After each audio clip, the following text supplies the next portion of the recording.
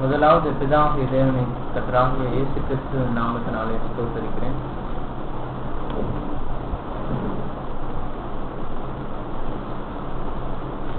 இன்னைக்கு தேவன் உங்க வாழ்க்கையில ஒரு வருஷத்தை கூட்டி கொடுத்துருங்க. ஆக்சுவலா கூட்டி கொடுத்துருக்காரா? ஒரு வருஷத்தை கூட்டி கொடுத்துருக்காரா, ஒரு வருஷத்தை குறைச்சிட்டாரா? பொறுத்த வரைக்கும் ஒரு வருஷம் குறைஞ்சு போச்சு.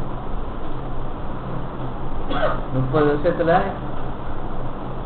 மீதி இருக்க போகுதுன்னா இந்த 2009 கழிச்சிங்கன்னா 29 வருஷம் தான் இனி நம்ம அந்த பூமியில வாழ முடியும். இதே 2011 வந்து இன்னொரு வருஷம் குறைஞ்சு போயிடும். ஸோ உலகத்துல உள்ளவங்களுக்கும் நமக்கும் அதான் வித்தியாசம். ஒரு வருஷம் நமக்கு கிடைச்சிருச்சு நம்ம சந்தோஷப்படுவாங்க, ஒரு வருஷம் நமக்கு குறைஞ்சிருச்சு நம்ம துக்கப்பட தேவையில்ல. ஜாக்கிரதை உள்ளாமல் நம்ம உடன்படிக்கை எதுக்காக பண்ணியிருக்கோம், அதுல வந்து ஒரு வருஷம் குறைஞ்சு போச்சு, இன்னும் மீதியான இருக்கிற இந்த நாள்ல தான் நம்ம என்ன பண்ணி ஆகணும், நம்ம எதுக்காக அழைக்கப்பட்டோமோ அதை நாம வந்து பெற்றுக்கொள்ளும்படி மீதியா இருக்கிறது இந்த வருடத்துக்கு கழிச்ச நம்ம மரணத்துக்கு முன்னாடி இருக்கிற இந்த வருஷங்கள் தான். சொல்ல புரியுதுங்களா? ஸோ அப்ப நம்ம போன வருஷம் நம்ம 2009 அந்த புது வருடத்துக்குள்ள வரும்போது நம்ம என்ன தியானிச்சா ஞாபகம் இருக்கா? ஓட்ட பந்தயம். நம்ம எல்லாரும் ஒரு பந்தயத்துல ஓடிட்டு இருக்கோம். அந்த பந்தயத்தோட ரூல்ஸ் என்ன, இந்த பந்தயத்துல ஓடுறதுக்கு என்ன தகுதி, இந்த பந்தயத்துல எப்படி ஓடணும், அந்த பந்தயத்துல உட்காரலாமா உட்காரக்கூடாதா, அந்த பந்தயத்துல யாரோட சேர்ந்து ஓடணும் அப்படின்லாம் நம்ம பார்த்தோம். எவ்வளவு பேர் அந்த பந்தயத்தை நல்லபடியா 2009 ஓடி வந்தோம் அப்படின்னு நம்ம சிந்திச்சு பார்க்கும்போது தேவன் நிச்சயமாகவே நமக்கு ஒரு நேரத்துல உற்சாகமும் ஒரு நேரத்துல சோறு வந்தா கூட தாங்குவேன் சுமப்பேன் தப்பிருப்பேன்றபடி தேவன் இந்த 2009 வருடம் முழுவதுமாக நம்ம தேவன் வந்து நம்மளை போஷித்து வழி நடத்தி வந்திருக்காருன்ற எந்த சந்தேகமும் இல்லை. அப்ப இந்த 2010 இந்த வருஷத்துக்குள்ள நம்ம பிரவேசிக்கும் போது நம்மளுடைய நோக்கெல்லாம் என்னவா இருக்குன்னு நம்ம பார்த்தோம் அப்படின்னா, நம்ம எதற்காக அழைக்கப்பட்டிருக்கோம், எதுக்காக பேர் அழைக்கப்பட்டிருக்கோம்?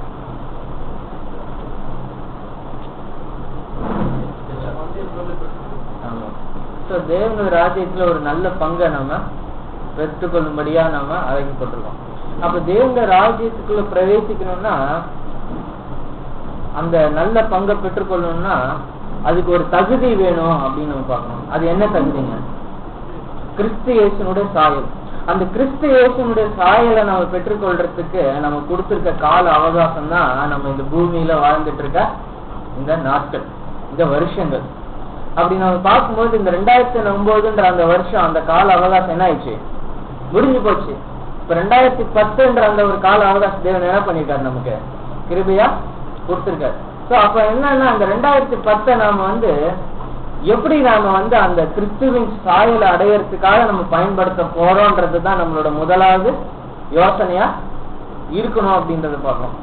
அப்படி நம்ம யோசிக்கும் போது நமக்கு அப்ப இந்த தேவனுடைய குமாரனாய் கிறிஸ்துவின் சாயலை நான் தரிச்சு கொள்றதுக்கு எப்படிப்பட்ட பிரயாசங்கள் நான் எடுக்கணும், எப்படிப்பட்ட மாற்றங்கள் வேணும், இன்னும் என்ன மாதிரி விசுவாசம் எனக்கு தேவை அப்படின்னு நம்ம சிந்திச்சு பார்த்தோம்னால், அப்போ நாம ஒரு அநேகரை நம்ம வேதத்துல அதுக்கு வந்து சாட்சியாகும், அந்த தேவன் கிறிஸ்து இயேசுடைய சாயலை பெற்றுக்கொள்ள விசுவாசத்துக்கு சாட்சியாகும் தேவன் அநேகரை வந்து வச்சிருக்கிறாரு. அதுல இன்னைக்கு நாம யாரு குறித்து தேவனுடைய குமாரனுடைய சாயலை பெற்றுக்கொள்றதுக்கு நம்முடைய விசுவாசத்துக்கு ஏதுவான, நம்முடைய விசுவாசத்துக்கு பலன் கொடுக்கும்படியான ஒரு சாட்சி யாருன்னு நம்ம பார்த்தோம் அப்படின்னா, அதுதான் இன்னைக்கு நம்ம பார்க்கக்கூடிய பாடம், பேதுருவின் விசுவாசம். இந்த பேதுரு யாருன்னு நம்ம பார்த்தோம் அப்படின்னா, பேதுரு யாருங்க? நான் சொல்றேன், அது மீன் பிடிக்கிறது. முதல்ல அதாவது இயேசு கிறிஸ்துடைய சீஷன் அப்போஸ்தலர் இருந்தா, நான் இல்லைன்னு சொல்ல. நம்ம என்ன பாக்குறோம் அப்படின்னா, பேதுரு வந்து முதல்ல யார் அப்படின்னு பார்த்தோன்னா ஒரு மீன் பிடிக்கிற ஒரு ஆள் தான். இவரு என்ன ஆயிட்டாரு? சீஷரை அப்போஸ்தலரா ஆயிட்டாருன்னு பார்க்கணும். இவருடைய விசுவாசத்தை பத்தி நாம வந்து ஒரு வசனத்துல படிக்கும்போது, இன்னைக்கு இப்போ ஒரு வசனம் நம்ம பார்த்தோம் கற்றுல, இன்னொரு வசனம் படிக்கும்போது அப்படியே நம்ம என்ன பண்ணிக்கலாம் அப்படின்னா அந்த விசுவாசத்தை நம்ம என்ன பண்ணிக்கலாம் அப்படியே வாங்கிக்கலாம். பாருங்க, லூக்கா 22ஆம் அதிகாரத்துல, மார்க் 14ஆம் அதிகாரத்துல 66 வசனம் பண்ணி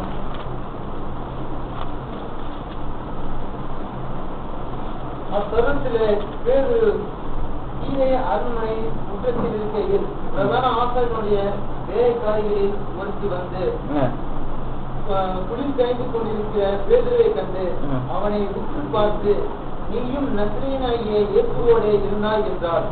இப்ப வந்து பேதுரு வந்து இயேசு கிறிஸ்துவோட சீஷனா இல்ல மீன் பிடிக்கிற ஆளான்றது அடுத்த வசனத்திலே பேனாயிடும் தெரிஞ்சிடும். இயேசு கிறிஸ்துவனுடைய சீஷனாக அப்போஸ்தலனாகிய அந்த பேதுரு அடுத்த இயேசு கிறிஸ்துவோட தான் இருந்தார் அவரு. அப்பெல்லாம் வேற என்ன பண்ணாரு? நல்லா அற்புதம் பண்ணி அப்பமும் மீனும் எவ்வளவு இயேசு கிறிஸ்து கொடுத்தாரு, எவ்வளவு. அடுத்த வசனத்தை படிங்க. அதற்கு அவன், நான் அறியே, நீ சொல்லுகிறது எனக்கு தெரியாது என்று மறுதலித்து பெரிய வாசல் மண்டபத்துக்கு போனான். அப்போது பேதுரு கூறினார். இப்ப என்னன்னா, என்ன சொல்றீங்கன்னு புரியலையே அப்படின்னு சொல்லிட்டு சில நேரத்துல அந்த சிக்னல் கிடைக்காத போன் மாதிரி ஹலோ ஹலோ ஹலோ அப்படின்னு சொல்லிட்டு என்ன பண்றது, அது மாதிரி இது என்னன்னா இயேசு கிறிஸ்து எனக்கு யாருமே தெரியாதுன்றாரு. இவருடைய விசுவாசத்தை நம்ம பார்க்க வேண்டியதா இருக்கா அப்படின்றதுதான் இப்போ கொஸ்டின். அடுத்த வசனத்தை படிங்க. வேலைக்காரி அவனை மறுபடியும் கண்டு, இவன் அவர்களின் ஒருவன் என்று அருகே நின்றவர்களுக்கு சொன்னார். இல்ல இவரை நான் பார்த்திருக்கேன், இவரு இயேசு கிறிஸ்துவோட நான் பார்த்திருக்கேன் மறுபடியும் சொன்ன. சரி, மறுபடியாச்சும் இவரு சரி நம்மள முன்னாலே கண்டுபிடிச்சிட்டாங்க, சரி நம்ம ஒத்துக்கலாமேன்னு ஒத்துக்கிட்டாரான்னு பாருங்க. அவன் மறுபடியும் மறுதலித்தான். சற்று நேரத்தில் பின்பு மறுபடியும் அருகே நிற்கிறவர்கள் பேதுருவை பார்த்து, மெய்யாகவே நீ அவர்களில் ஒருவன், நீ கலிலேயன், உன் பேச்சு அதற்கு ஒத்தி இருக்கிறது என்றார்கள். அப்ப நாங்க நல்லாவே கண்டுபிடிச்சிட்டோம், உன் பேச்சு இருக்கு, நீ நிச்சயமா யாரு இயேசு கிறிஸ்துவோட இருந்த ஆள் தான் சொன்னோம்னா, அடுத்து பேதுருவோட விசுவாசத்தை என்ன பண்ணோம்னா நம்ம அடுத்த வசனம் படிங்க. அதற்கு அவன், நீங்கள் சொல்லுகிற மனுஷனை அறியேன் என்று சொல்லி தவிக்கவும் சத்தியம் பண்ணவும் தொடங்கினான். இதுதான் இயேசு கிறிஸ்துவோட சீஷனாகிய அப்போஸ்தலன் பேதுரு. இப்ப நாம வந்து இவர் என்ன பண்ண இருக்காரு பாருங்க, தெரியல சபிக்கவும். இப்ப பாருங்க, இவரு வந்து அப்போஸ்தலனாகிய பேதுருன்னு நம்ம சொல்லும் போது இவர் 12 சீஷர்களை வந்து தேர்ந்தெடுக்கும் போது, உங்களில் ஒருவன் காட்டி கொடுப்பான், பிசாசானவனா இருப்பான்னு யூதாஸ் காரியத்தை பண்ண. அவர் வந்து இயேசு கிறிஸ்து, இவரு தான் இயேசு கிறிஸ்து சொன்னதுனால அவர் பிசாஸ் ஆயிட்டாரு. அப்படி யோசிச்சு பார்ப்போம். நான் சொல்ற பாயிண்ட் புரிஞ்சுங்களா? இவரு இயேசு கிறிஸ்து ஏன் வந்து யூதாஸ் காரியத்தை வந்து உங்களில் ஒருவன் பிசாசா இருக்கிறான்னு சொன்னாரு, ஏன்னா வந்து காட்டி கொடுப்பேன். இங்க வந்து அப்ப வந்து ஏசு கிறிஸ்துன்னு சொல்றது தப்பு இருக்கா? இங்க ஆனா பார்த்தோம்னா ஏசு கிறிஸ்து சொல்லாம இங்க மறுதளிக்கிறாரு பேதுரு. இப்ப நம்ம இங்க பார்த்தா யாரு மேல தவறு இருக்க மாதிரி தெரியுது? இவரு சபிக்கவும் சத்தியம், அதாவது சபிக்கனா கண்ணாப்பெல்லாம் என்ன பண்ணிருக்காரு, திட்டி இருக்காரு. தேவன் அந்த மனுஷனை வந்து ரொம்ப ஒரு அப்படின்னு சொல்லி திட்டும் போது, இப்ப நாம வந்து அப்ப இந்த பேதுருடைய இந்த ஒரு நிலைமையில இருக்கக்கூடிய இவருடைய விசுவாசம் வந்து எப்படி நம்ம தியான வசனமா படிச்சோம், நம்ம அவர் சீர்படுத்தி சிலப்படுத்தி பலப்படுத்தி நிலைப்படுத்துவார் அப்படின்னு கூடிய இந்த அப்போஸ்தலர் அந்த ஒரு இடத்துக்கு எப்படி பேதுரு வந்து கடந்து வந்தாருன்றது மிகப்பெரிய ஒரு கொஸ்டின் தானே இல்லைங்களா? இவ்வளவு இயேசு கிறிஸ்துவை சபிச்சு சத்தியம் பண்ண தொடங்கின இந்த பேதுரு இப்ப இவர் யாருதாங்க? ஒரு மீன் பிடிக்கிற ஒரு மனுஷனாதான் இருந்திருக்கு. அதை விட ஒரு மோசமான ஒரு ஆள் தான். இப்போ இந்த பேதுரு வந்து எப்படி இயேசு கிறிஸ்துவினுடைய சீஷனாகவும் அந்த 12 கோத்திரத்துடைய சிங்காசனத்துல ஆளுகை வீட்டில் இருக்கிறவராகவும் சொல்லி சீஷர்களுக்கு வாக்கு கொடுத்தாரு இல்லைங்களா? அந்த ஒரு இடத்துக்கு எப்படி பேதுரு வந்தார் அப்படிங்கிறது தான் இந்த பாடத்துல நம்ம பார்க்கக்கூடிய ஒரு விஷயம் இருக்கு. அப்ப பேதுரு கிட்ட வந்து என்னவே இல்லை, விசுவாசமே இல்லை. இப்ப இன்னொரு வசனம் படிக்காம பாருங்க, லூக்கா 22:31.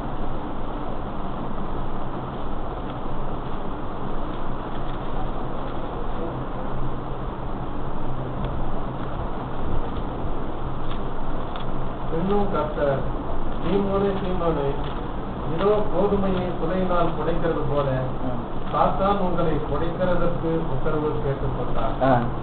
நானும் உன் விசுவாசம் ஒழிந்து போகாதபடிக்கு உனக்கு வேண்டிக் கொண்டேன். நீ குணப்பட்ட பின்பு உன் சகோதரரை சிறைப்படுத்து என்றார். இப்ப நாம இயேசு கிறிஸ்து வேண்டுதல் ஒருவேளை கேட்கப்படலையோ? ஏன்னா சீமோன் பேதுரு மறுதளிக்கிறதுக்கு முன்னாடி தானே இயேசு கிறிஸ்து சொல்றாரு. இயேசு கிறிஸ்துவ சபிக்கும் சத்தியமும் பண்ண தொடங்கினாருன்னு பாக்குறோம். அதுக்கு முன்னாடியே இயேசு கிறிஸ்து யாருக்காக வேண்டிக்கிறேன்னு சொல்லியிருக்காரு? பேதுருடைய விசுவாசம் ஒளிந்து போகாதபடி தான் வேண்டிக்கிறேன்னு சொல்றாரு. அப்ப பேதுருடைய விசுவாசம் ஒளிந்து போகாதபடி இயேசு கிறிஸ்து வேண்டிக்கிட்டாரு. ஆனா நம்ம அதுக்கப்புறம் ரொம்ப விசுவாசமா இருந்தாரான்னு பேதுரு பார்த்தோம்னா எப்படிதான் இருந்திருக்காரு? விசுவாசம். அப்ப இயேசு கிறிஸ்து பிரேயர் பண்ணது அப்ப அது கேட்கப்படலையா? அவர் என்ன சொல்றாரு? உன்னோட விசுவாசம் ஒளிந்து போகாதபடி என்ன பண்ணிக்கிறேன், வேண்டிக் கொள்றாரு. அப்புறம் எப்படி பேதுருக்கு விசுவாசம் எல்லாம் போயிடுச்சு நம்ம சொல்ல முடியுமா? நிச்சயமா நம்ம என்ன பண்ண முடியாதுன்னா பேதுருக்கு விசுவாசம் போயிடுச்சு நம்ம சொல்ல முடியாது. ஆனா இதுல எப்படி இதை புரிஞ்சுக்கணும்ன்றதுதான் அடுத்த நம்ம கட்டமா யோசிக்கணும். ஏன்னா நம்முடைய ஆண்டவராக இயேசு கிறிஸ்து விசுவாசம் ஒளிஞ்சு போகாத வேண்டிக்கிட்டாருன்னா அப்ப என்னதான் ஆகும்? ஒரு நாளும் ஒளிஞ்சு போகாது. அப்ப ஏன் இவர் மறுதளிச்சாருன்ற ஒரு பாயிண்ட் நம்ம கண்டுபிடிக்கலாம் பாருங்க. அப்ப அதே அந்த லூக்கா 22 அதிகாரத்திலே 40 அந்த லூக்கா 22 அதிகாரத்துல எந்த வசனம் படிக்கலாம் அப்படின்னா, இல்ல இந்த ஒரு வசனம் படிங்க. யோவான் 13 அதிகாரத்துல 36வது வசனம்.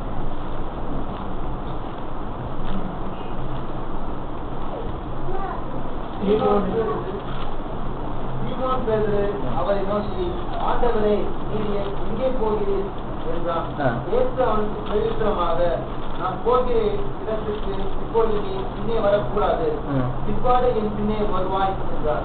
பாருங்க, இந்த இடத்துல இயேசு கிறிஸ்து சொல்லிட்டாரு, பின்னாடி நீ என்ன பண்ணுவேன்னா இன்பட்டு வரு, இப்ப நீ என்ன பண்ணக்கூடாது, வரக்கூடாதுன்னு சொல்லிட்டாரு. அடுத்து படிங்க. பேதுரு அவரை நோக்கி, ஆண்டவரே, நான் இப்பொழுது உன் பின்னே ஏன் வரக்கூடாது, உமக்காக என் ஜீவனையும் கொடுப்பேன் என்றான். இயேசு அவனுக்கு பிரதியுத்தரமாக, எனக்காக உன் ஜீவனை கொடுப்பாயோ, தேவருக்கு முன்னே நீ என்னை 3 தரம் பதிலளிப்பாய் என்று மெய்யாகவே மெய்யாகவே உனக்கு சொல்லுகிறேன் என்றார். இப்ப பாருங்க, இப்ப இயேசு கிறிஸ்துவே மறுதளிப்பாய்ன்னு என்ன பண்ணிட்டாருங்க சொல்லிட்டாரு. இயேசு கிறிஸ்து அந்த இடத்துல உன் விசுவாசம் ஒளிந்து போகாதபடி வேண்டிக்கிறேன்ட்டாரு. இப்ப இந்த ரெண்டு விஷயத்துமே பேருக்கு நடக்கணும்னு யார் சொன்னது? இயேசு கிறிஸ்து தான் சொல்லியிருக்காருன்னு பார்க்கலாம். இப்ப அந்த வசனத்தை நம்ம படிக்கலாம். சாத்தான் ஒண்ணு சொல்லல, அந்த வசனத்தை படிங்க திரும்ப. இன்னும் கர்த்தர், லூக்கா 20:34, இன்னும் கர்த்தர், சீமோனே சீமோனே, இதோ கோதுமையை சுழற்றினால் புடைக்கிறது போல. அப்ப புடைக்கும் போதுதான் ஆக்சுவலா புடைக்கிறதுன்ற அந்த ஒரு விஷயம் தான் அவர் என்ன பண்றாரு, அதையும் இயேசு கிறிஸ்து இங்க சொல்றாரு. அதுதான் இயேசு கிறிஸ்து யாரு மறுதளிச்சுன்னு பாக்கணும்னா, அந்த புடைக்கும் போது என்ன பண்ணிட்டாரு, அவரு மறுதளிச்சாருன்னு பாக்குறோம். ஆனா அப்படி நீ மறுதளிச்சாலும் என்ன நடக்க அடுத்து சொல்றாரு பாருங்க.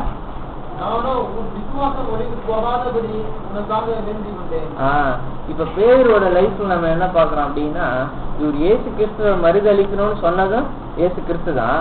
ஆனா நீ மறுதளிச்சாலும் உன் விசுவாசம் ஒளிந்து போகாதுன்னு சொன்னதும் இயேசு கிறிஸ்து தான்.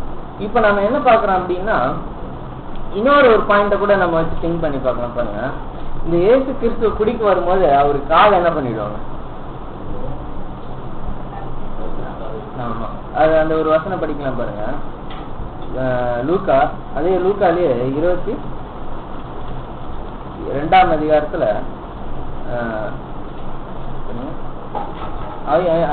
50வது வசனத்தை படிங்க. அந்தபடியே அவர்களில் ஒருவன் பிரதான ஆசாரியனுடைய வேலைக்காரனை ஆதாரம் வைக்கிறார். அந்தபடியே ஒருவன் என்ன பண்ணாருங்களா? இந்த ஒருவன் யார் தெரியுமா? எங்க பேதுருன்னு நம்மளால சொல்ல முடியும்னா, யோவான் புஸ்தகத்துல பார்த்தோம்னா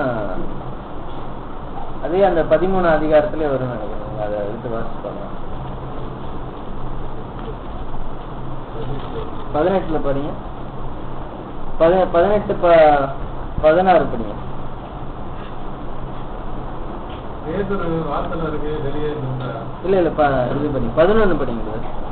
அப்போது இயேசு பேதுருவை நோக்கி, உன் பட்டயத்தை. அப்போது சீமோன் பேதுரு தன்னிடத்தில் இருந்த பட்டயத்தை உருவி பிரதான ஆசாரியனுடைய வேலைக்காரனுடைய காதார கட்டினார். அந்த வேலைக்காரன் இங்க என்ன பண்றாருன்னா, இது கொஞ்சம் ஃபர்ஸ்ட் இருக்கணும்னு அப்படியே போற மாதிரி இருக்கும். ஏன்னா லாஸ்ட்ல தான் கொஞ்சம் என்ன ஆகும். இப்ப நான் அடுத்த இன்னொரு விஷயம் சொல்லும்போது கிளியரா அண்டர்ஸ்டாண்ட் ஆக ஆரம்பிக்கும். இப்ப இங்க என்ன பண்ணிடுறாருன்னா, பேர் கத்தி எடுத்து யாரை வெட்டிடுறாரு? அப்ப உரையில போட்டு சொல்றேன். இந்த பேர் பார்த்தோம்னா நிறைய இடத்துல ரொம்ப ஏடாகூடமான ஒரு ஆள் அவரு. பார்த்தோம்னா முந்திட்டு பேசுவாரு.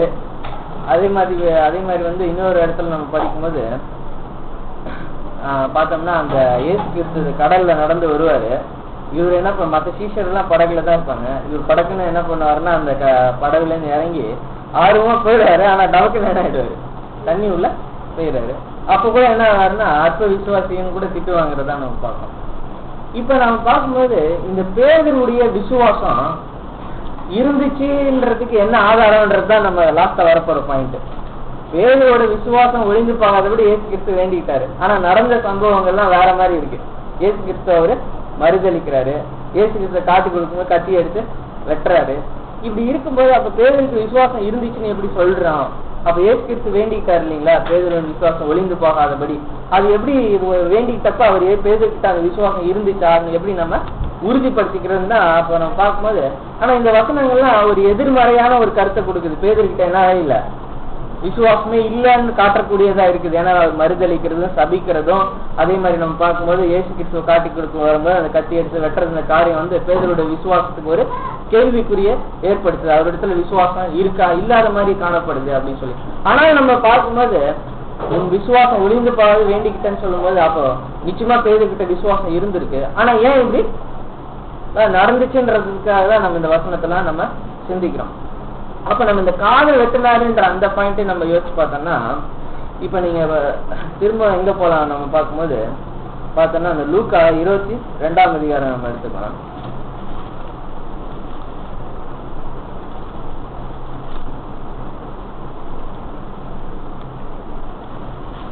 ரெண்டாம் அதிகாரத்துல 36 படிங்க. அதற்கு அவர், எப்பொழுதும் பணத்தையும் சாமான்களையும் உடையவன், அவைகளை எடுத்துக்கொள்ள 35 படிங்க. இது நீங்க கரெக்டா வாட்ச் பண்ணாதான் உங்களுக்கு புரியும். இன்னும் அவர்களை நோக்கி, நான் உங்களை பணப்பையும் சாமான்களையும் பாதரட்டையும் இல்லாமல் அனுப்பின போது ஏதாயிலும் உங்களுக்கு குறைவாக இருந்ததா என்றார்.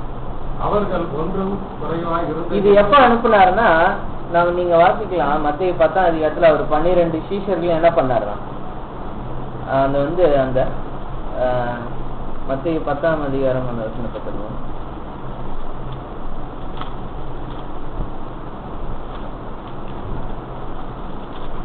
ஒன்னாம் வசனத்தை படிங்க.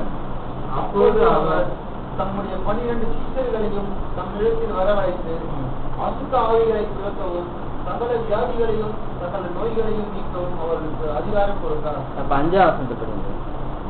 இந்த 12 வரையும் சேர்த்து அனுப்புகையில் அவர்களுக்கு கட்டளையிட்டு அதான் அனுப்புறாரு. அப்ப என்னன்னா, இஸ்ரவேலுக்குள்ள போய் நீங்க என்ன பண்ணுங்க, போய் சுவிசேஷத்தை சொல்லி இது மாதிரி குணம் அப்பதான் சொல்றாரு. அப்ப என்ன மாதிரி அனுப்புனாரு நீங்க சொல்றாரு பாருங்க. பணப்பையும் சாமான் பையும் பாதரட்சியும் இல்லாமல் அனுப்பின போது ஃபர்ஸ்ட் நீங்க அது மாதிரி போனீங்க. இப்போ அடுத்து சொல்றாரு 36வது வசனம். 36வது வசனம் படிங்க. அதற்கு அவர் இப்பொழுது எப்ப சொல்றாருன்னா, இயேசு கிறிஸ்து மரண வியாகுலப்பட்டு அவர் சிலுவையில அறையக்கூடிய அந்த பிடிக்கிற வேலை வரும்போது அங்க சொல்றாருன்னா, முன்ன அது மாதிரி நான் உங்களை அனுப்புனேன் இப்போ அப்படின்னு சொல்றாரு பாருங்க. பணப்பையும் சாமான் பையும் உடையவன் அவைகளை எடுத்துக்கொள்ள கடவன். இப்ப பாருங்க, இப்ப என்ன சொல்றாருன்னா, முன்ன பணப்பை சாமான் பை இல்லாம அனுப்புனேன், இப்ப பணப்பை சாமான் பையன் இது எடுத்துக்கலாம்னு சொல்றாரு. அடுத்து இங்க சொல்றதுதான் இப்போ ரொம்ப பாருங்க. அடுத்த வசனம்,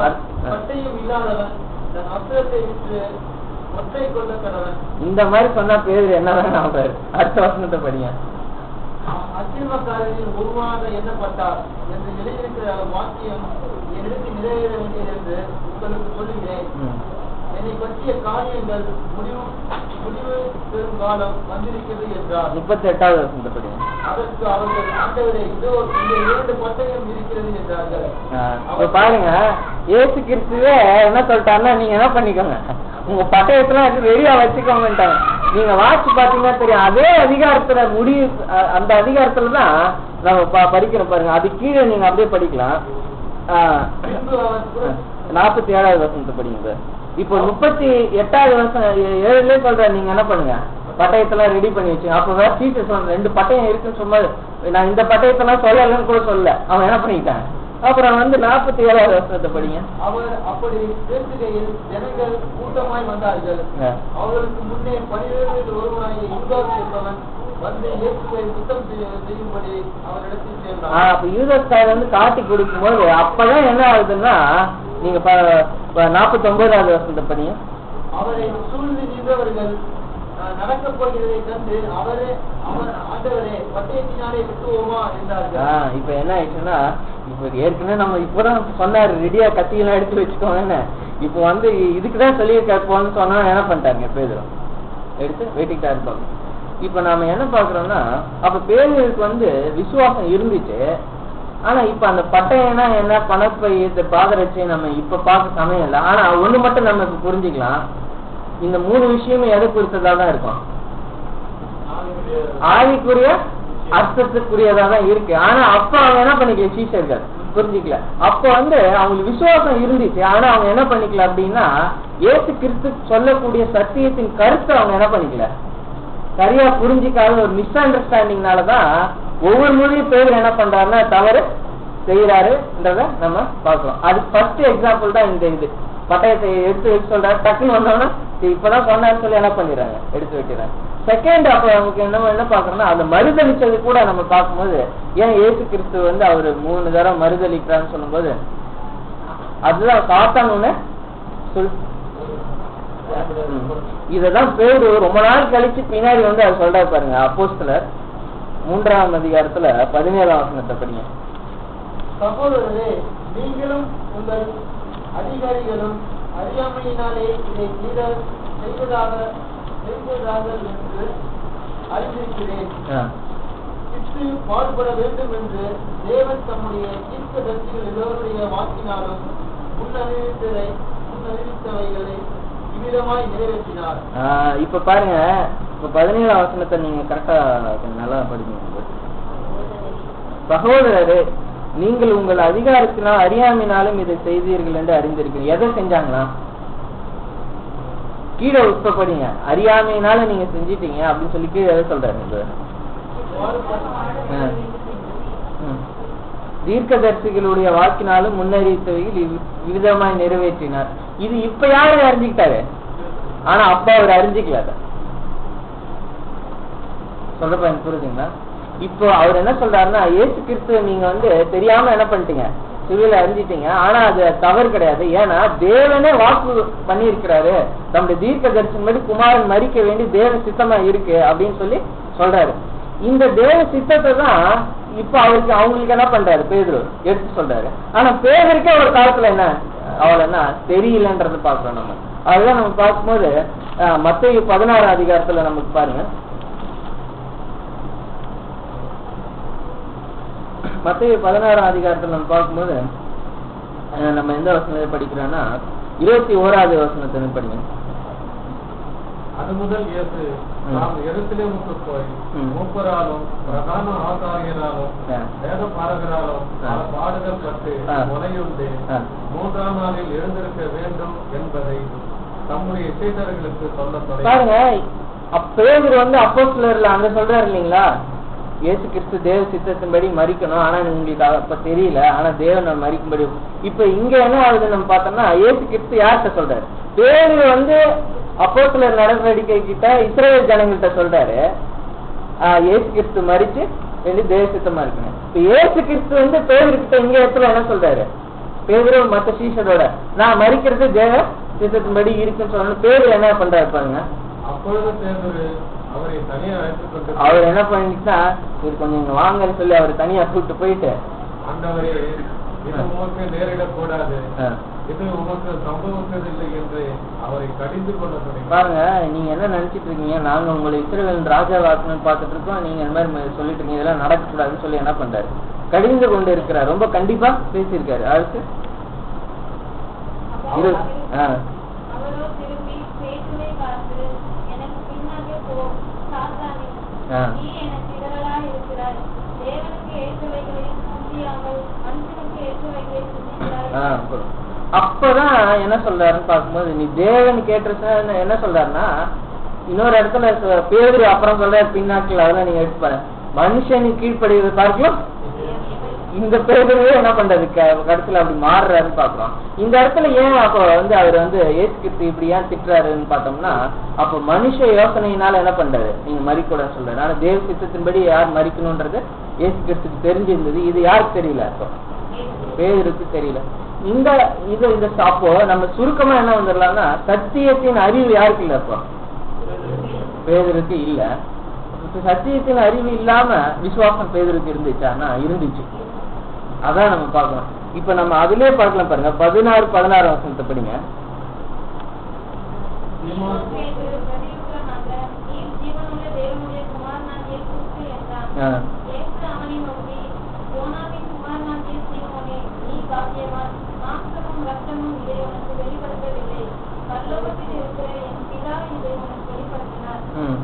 படிங்க.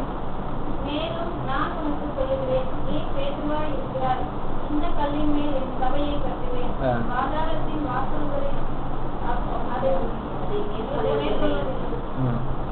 வல்லவர் ராஜ்யத்தின் திறவுகோல்களை நான் உனக்கு தருவேன். பரலோகத்திலே நீ கட்டுகிறது எதுவும் அது பரலோகத்திலும் கட்டப்பட்டிருக்கும், பூலோகத்திலே நீ கட்டவிழ்ப்பது எதுவோ அது பரலோகத்திலே கட்டவிழ்க்கப்பட்டிருக்கும். இப்ப என்ன சொல்லிட்டாருன்னா, அப்ப பேதுரு இன்னும் பாத்தீங்கன்னா இன்னும் கூட நிறைய மிஸ் அண்டர்ஸ்டாண்டிங்லாம் நமக்கு பேதுரோட இருக்கும். இந்த பேதுருக்கு விசுவாசம் இருந்துச்சா இல்லையான்னு நம்ம இங்க பார்க்கும்போது எங்க என்ன சொல்றாரு, இது உனக்கு தேவனே என்ன பண்ணாரு, வெளிப்படுத்தினாருன்னு சொல்றாரு. இந்த என்ன சொல்றாரு, இந்த கல்லின் மேல் சொல்லும் போது நம்ம அதெல்லாம் ஏற்கனவே பார்த்திருக்கோம் நிறைய பாடத்துல. இந்த விசுவாசத்தின் மேல என்ன பண்ணுவேன், ஜீவன்ல தேவனுடைய குமாரன் கிறிஸ்து ஏசுன்னு சொல்லக்கூடிய அந்த விசுவாசம் மேல என்ன பண்ணுவேன், ஆலயத்தை கட்டுவேன்னு சொல்றாரு. ஆனா இவருக்கு நம்ம என்ன பாக்குறோம்னா, பேதுருவோட ஆரம்ப கட்டத்துல அவருக்கு விசுவாசம் இருந்துச்சு தேவன் மேலையும் தேவனுடைய குமாரன் மேலையும். ஆனா நம்ம பார்க்கும்போது சத்தியத்தின் அறிவில் இந்த பாயிண்ட் எல்லாம் நம்ம கடைசியில நமக்கு ரொம்ப வச்சு மேட்ச் பண்ணி நம்ம பார்க்க போறோம். இன்னொரு மிஸ் அண்டர்ஸ்டாண்டிங் கூட பாருங்க, அதே 16ஆம் அதிகாரத்துல 6ஆம் வசனத்தை படிங்க.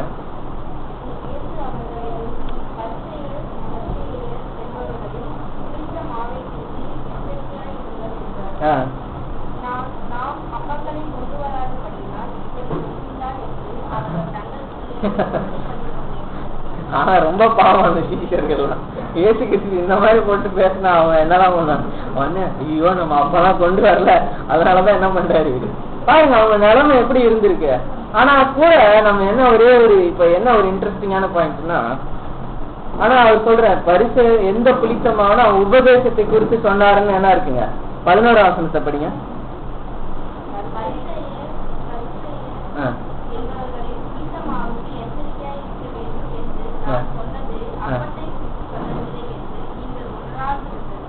இருக்கிறது அப்ப அவங்க ரியலைஸ் பண்ணாம இருக்கிறாங்க இருக்கிறது எப்படி, அடுத்து படிங்க.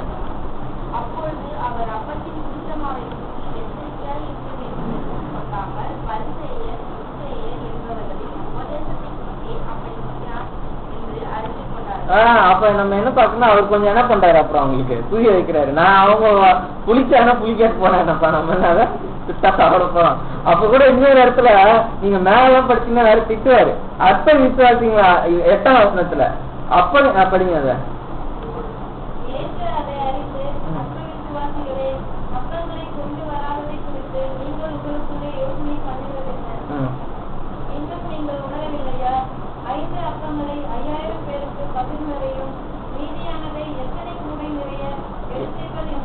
இப்ப 5 அப்பங்களை 5000 பேர் கொடுத்தான். இப்ப அந்த புளிச்சு போனா என்ன புளிச்சு போகலாம், அதை பத்தி நாம பேசுறது இல்ல. பரிசேய சதுசேயன்னு சொல்ல அந்த மாறுபாடான உபதேசத்தை கொடுத்துதான் பேசணும். சோ இங்க என்ன நம்ம ஒண்ணு நல்லா புரிஞ்சுக்க வேண்டிய ஒரு பாயிண்ட் அப்படின்னா, அப்ப வந்து அவங்க சத்தியத்தை என்ன பண்ணாங்க இருந்தாங்க, உணராக இருந்தார்கள் நம்ம பாக்குறோம். ஆனா அதே சமயத்துல வந்து சீமோன் பேதுரு என்ன சொல்றாரு, உனக்கு பிதாவே இதை வெளிப்படுத்தினாரு, இது மேல கட்ட. அப்ப விசுவாசமா என்ன இருந்துச்சுங்க, பேதுருக்கு இருந்துச்சு பார்க்கணும். அப்ப பேதுரு கிட்ட சத்தியத்தின் அறிவு இல்ல, ஆனா விசுவாசம் இருந்துச்சு. அந்த விசுவாசம் எப்படிப்பட்ட விசுவாசமா இருந்துச்சு அப்படிங்கறத நம்ம இன்னும் நல்லா புரிஞ்சுக்கணும். அப்படின்னா யோவான் 6ஆம் அதிகாரம்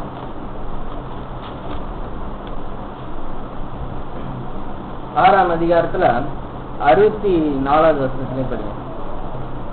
ஆதியில் உங்கள் விசுவாசியாதவர்கள் சிலர் நோயிருந்தார். விசுவாசியாதவர்கள் இன்றிரண்டும் நம்மை காத்துக் கொடுப்பவன் ஆதி முதலாக ஏற்று அறிவிக்கப்படினால் அவருக்கு. அதாவது வந்து இங்க நீங்க எல்லாம் விசுவாசிக்கிறீங்க, ஆனா விசுவாசியாத ஒரு ஆள் இருக்கிறாங்கன்றாங்க. அது யாருங்க? யூதாஸ் காரியத்தை நம்ம பார்க்கணும். இப்ப வந்து ஒரு இயேசு கிறிஸ்து, அதாவது பேரு கிட்ட விசுவாசம் இருந்துச்சா இல்லையா அப்படின்றதுக்கு வந்து ஒரு நல்ல ஒரு இந்த இடத்துல தான் நம்மளால கிளியரா புரிஞ்சுக்க முடியும். அந்த 60வது வசனத்தை படிங்க.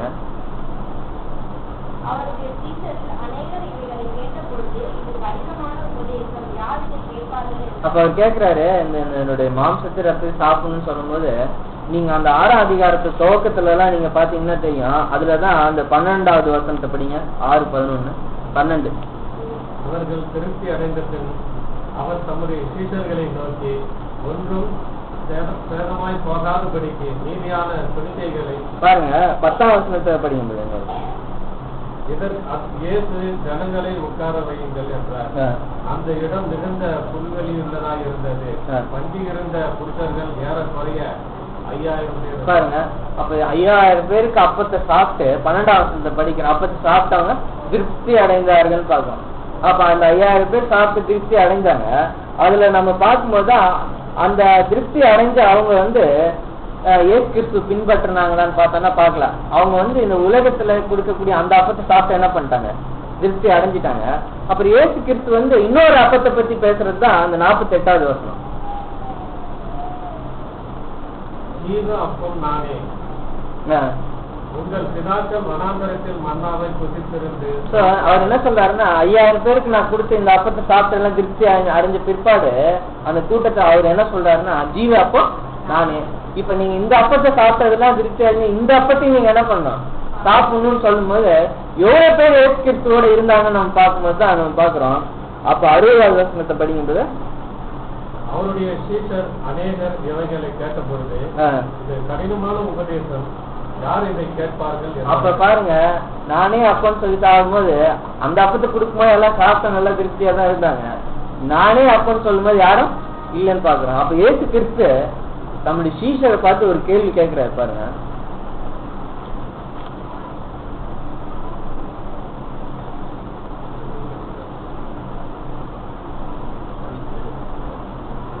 இயேசு அவர்களை நோக்கி, 12 உங்களை நான் தெரிந்து கொள்ளவில்லை, உங்களுக்குள்ளே ஒருவன் பிசாசா இருக்கிறான். அதாவது வந்து அப்பொழுது இயேசு 12 நோக்கி, நீங்களும் போய்விட மனதாய் இருக்கிறீர்களா என்றார். இந்த கேள்வி ஜீசஸ் வச்சு பாருங்க, என்னை விட்டு நீங்களும் போறது. இந்த கேள்வி அவர் கேட்கும்போது அந்த சிச்சுவேஷன் நினைக்கும்போது நமக்கு மனசு மாதிரி, ஏன்னா எவ்வளவு ஒரு நன்மை என்ன பண்ணிருக்காரு அவர் வந்து செஞ்சுட்டு எல்லாரும் அவரை விட்டு என்ன பண்றாங்க, போயிடுறாங்க. அப்ப அந்த 12 சீஷர்களை பார்த்து நீங்களே என்ன விட்டு, அப்ப அதுக்கு முன்னாடி சொல்லிடுறாரு, இதுல ஒருத்தன் காட்டி கொடுவதான் இருக்கிறான்னு சொல்லிட்டு அந்த 11 பேருக்கிட்ட தான் அவர் என்ன பண்றாரு, என்னை விட்டு நீங்க போயிருங்களான்னு பார்க்கும்போது அந்த இடத்துல ஆன்சர் பண்ற ஒரே ஆள் வந்து பேதுரு தான். படிங்க.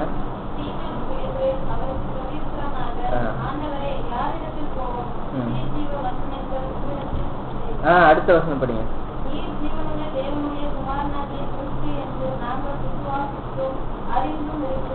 கிளியரா ஸ்டேட்மெண்ட் என்ன பண்றாங்க, நாங்க அறிஞ்சு இருக்கோம் சொல்றேன். இப்ப நீங்க பாத்தீங்கன்னா இந்த பேரு வந்து இருக்கிறதுலே வந்து ரொம்ப நாலேஜ் கம்மியான ஆளு. இன்னைக்கு கூட சொசைட்டில வந்து நம்ம பார்த்தோம்னா யாருங்க வந்து ரொம்ப ஒரு எல்லாத்தையும் வந்து ஒரு கீழ்த்தட்டு மக்கள்னு யாரும் இன்னைக்கு சொல்றாங்க, மீன் பிடிக்கிறவங்களதான் இல்லைங்களா. ஏன்னா மீன் கடைக்கு போய் வாங்குறதுனால நம்ம பேசும்போது இருக்கு கொஞ்சம் பயமா இருக்கும் அவங்கள்ட்ட பேசும்போது இல்லையா. அவங்க ரொம்ப என்ன பண்ணுவாங்க, ரஃப் அண்ட் டஃப்பா தான் கொஞ்சம் பேசுவாங்க. அது நீங்க இப்ப இன்னைக்கு இவ்வளோ எஜுகேட்டடான இந்த சொசைட்டில கூட நீங்க போய் ஒரு கொஞ்சம் அவங்கள்ட்ட வாங்கணும்னு பேசிக்க இல்ல வேண்டாம்னு சொல்லி போனா என்ன ஆகுங்க நம்மள. ஆனா பேரு அந்த காலப்பகுதியில பேரு அப்ப எப்படிப்பட்ட ஆளா இருந்திருப்பாரு. ஒரு சுச்சுவேஷன்லாம் பார்க்கும்போது ஏசு கிறிஸ்து மறுபடியும் ட்ரெஸ் இல்லாம இருந்தாரா, டக்குன்னு என்ன பண்ண படகுலாம் குதிச்சாருன்னு நம்ம பாக்குறோம். சோ பேரு எல்லாம் வந்து சுத்தமா என்ன இருக்காருன்னு நம்ம பார்த்தோம்னா அவருடைய அடிப்படைன்னு நம்ம பார்க்கும்போது எந்த ஒரு தகுதியுமே இல்லாம நாகரிகத்திலையும் சரி அறிவிலையும் எல்லாத்துலயும் குறைவுள்ளவராக தான் இருந்த போதிலும் பேருக்கிட்ட என்ன இருந்துச்சுன்னா விசுவாசம் இருந்துச்சு. அவர் சொல்ற உண்மையை விட்டு நாங்க எங்க போவோம், ஏன்னா உங்கள்கிட்ட என்ன இருக்கு அப்பா இருக்குனாரா, நித்திய ஜீவ வசனம் இருக்கு. சோ பேருடைய விசுவாசம் எங்க ஆரம்பிக்குதுன்னா இங்கதான் ஸ்டார்ட் ஆகுது. அவருடைய விசுவாசம் இயேசு கிறிஸ்துவ மேல, அவருடைய இயேசு கிறிஸ்துவ வசனத்தின் மேல இருந்துச்சுன்னு பாக்குறோம். ஆனாலும் அவர் ஏன் வந்து மறுதளிச்சாருன்னா அந்த வசனங்களுடைய பொருள் என்ன பண்ணிக்க முடியல, அவரால் புரிஞ்சு கொள்ள முடியல. அது முடியாதபடிதான் தேவனை என்ன பண்ணி வச்சிருந்தாரு. அதுக்குதான் சொல்றாரு, நான் என்ன பண்ண விட்டேன் சாத்தான சுழலால ஒப்பு கொடுக்கும்படி இயேசு கிறிஸ்துவை தான் ஒப்பு கொடுக்கிறார் பேதுருக்கிட்ட. அதே மாதிரிதான் இயேசு கிறிஸ்து அந்த வசனங்களை ஏன் புரியாம வச்சிருந்ததுனாலதான் வந்து நீ போய் மறிக்க கூடாதுன்னு சொன்ன பின்னால போ சாத்தானேன்னு திட்டுறாரு. அப்ப சரித்தியத்தை அறியாம இருக்கிறதும் சாத்தானேன்னு சொல்லி திட்டக்கூடிய அந்த ஒன்னாதான் இருக்கு இல்லைங்களா. அப்ப சுழற்சி புடமிடுறதுன்னா என்ன நம்ம பாக்குறோம் அப்படின்னா விசுவாசம் இருக்கும், ஆனா சத்தியத்தை அறியாத ஒரு நிலைமை. இந்த நிலைமையில நம்ம இருந்தோமா, நம்ம பேரோட பார்த்து பேரோட லைஃப் அப்படியே நம்ம வாழ்க்கையில பொருந்தும், யாருக்குமே பொருந்தான்னு சொல்ல முடியாது. எப்படின்னா தேவன் இந்த பைபிள் வந்து ஒரு பிரிண்டட் புக்கு அப்படின்னு நினைக்கிறவங்களுக்கு என்ன இல்லைங்க, பேரின் விசுவாசம் கிடையாது. இல்ல ரெண்டாவது நம்ம பாக்குறோம், சிலவங்களாம் சர்ச்சைக்கு போறாங்க, பைபிள் படிப்பாங்க, அந்த அப்பங்களை புசித்து திருப்தி அடைந்தார்கள் நம்ம படிச்சா இல்லைங்களா. அவங்க என்னன்னா இந்த உலகத்துல உள்ள இந்த ஆசீர்வாதங்களுக்காக இந்த அப்பத்துக்காக என்ன பண்றாங்க, உலக பிரகாரமான அப்பம், இந்த சரீரத்தை காப்பாற்றக்கூடிய இந்த அப்பம் எதுக்கு அடையாளமா இருக்குன்னு பார்த்தோம் அப்படின்னா இந்த உலக பிரகாரமான ஆசீர்வாதத்துக்காக என்ன பண்ணிக்கிறாங்க, அவங்க இயேசு கிறிஸ்து பின்பற்றவங்களா இருக்காங்க. அது பேரில் விசுவாசம் கிடையாதுன்னு நம்ம பாக்குறோம்.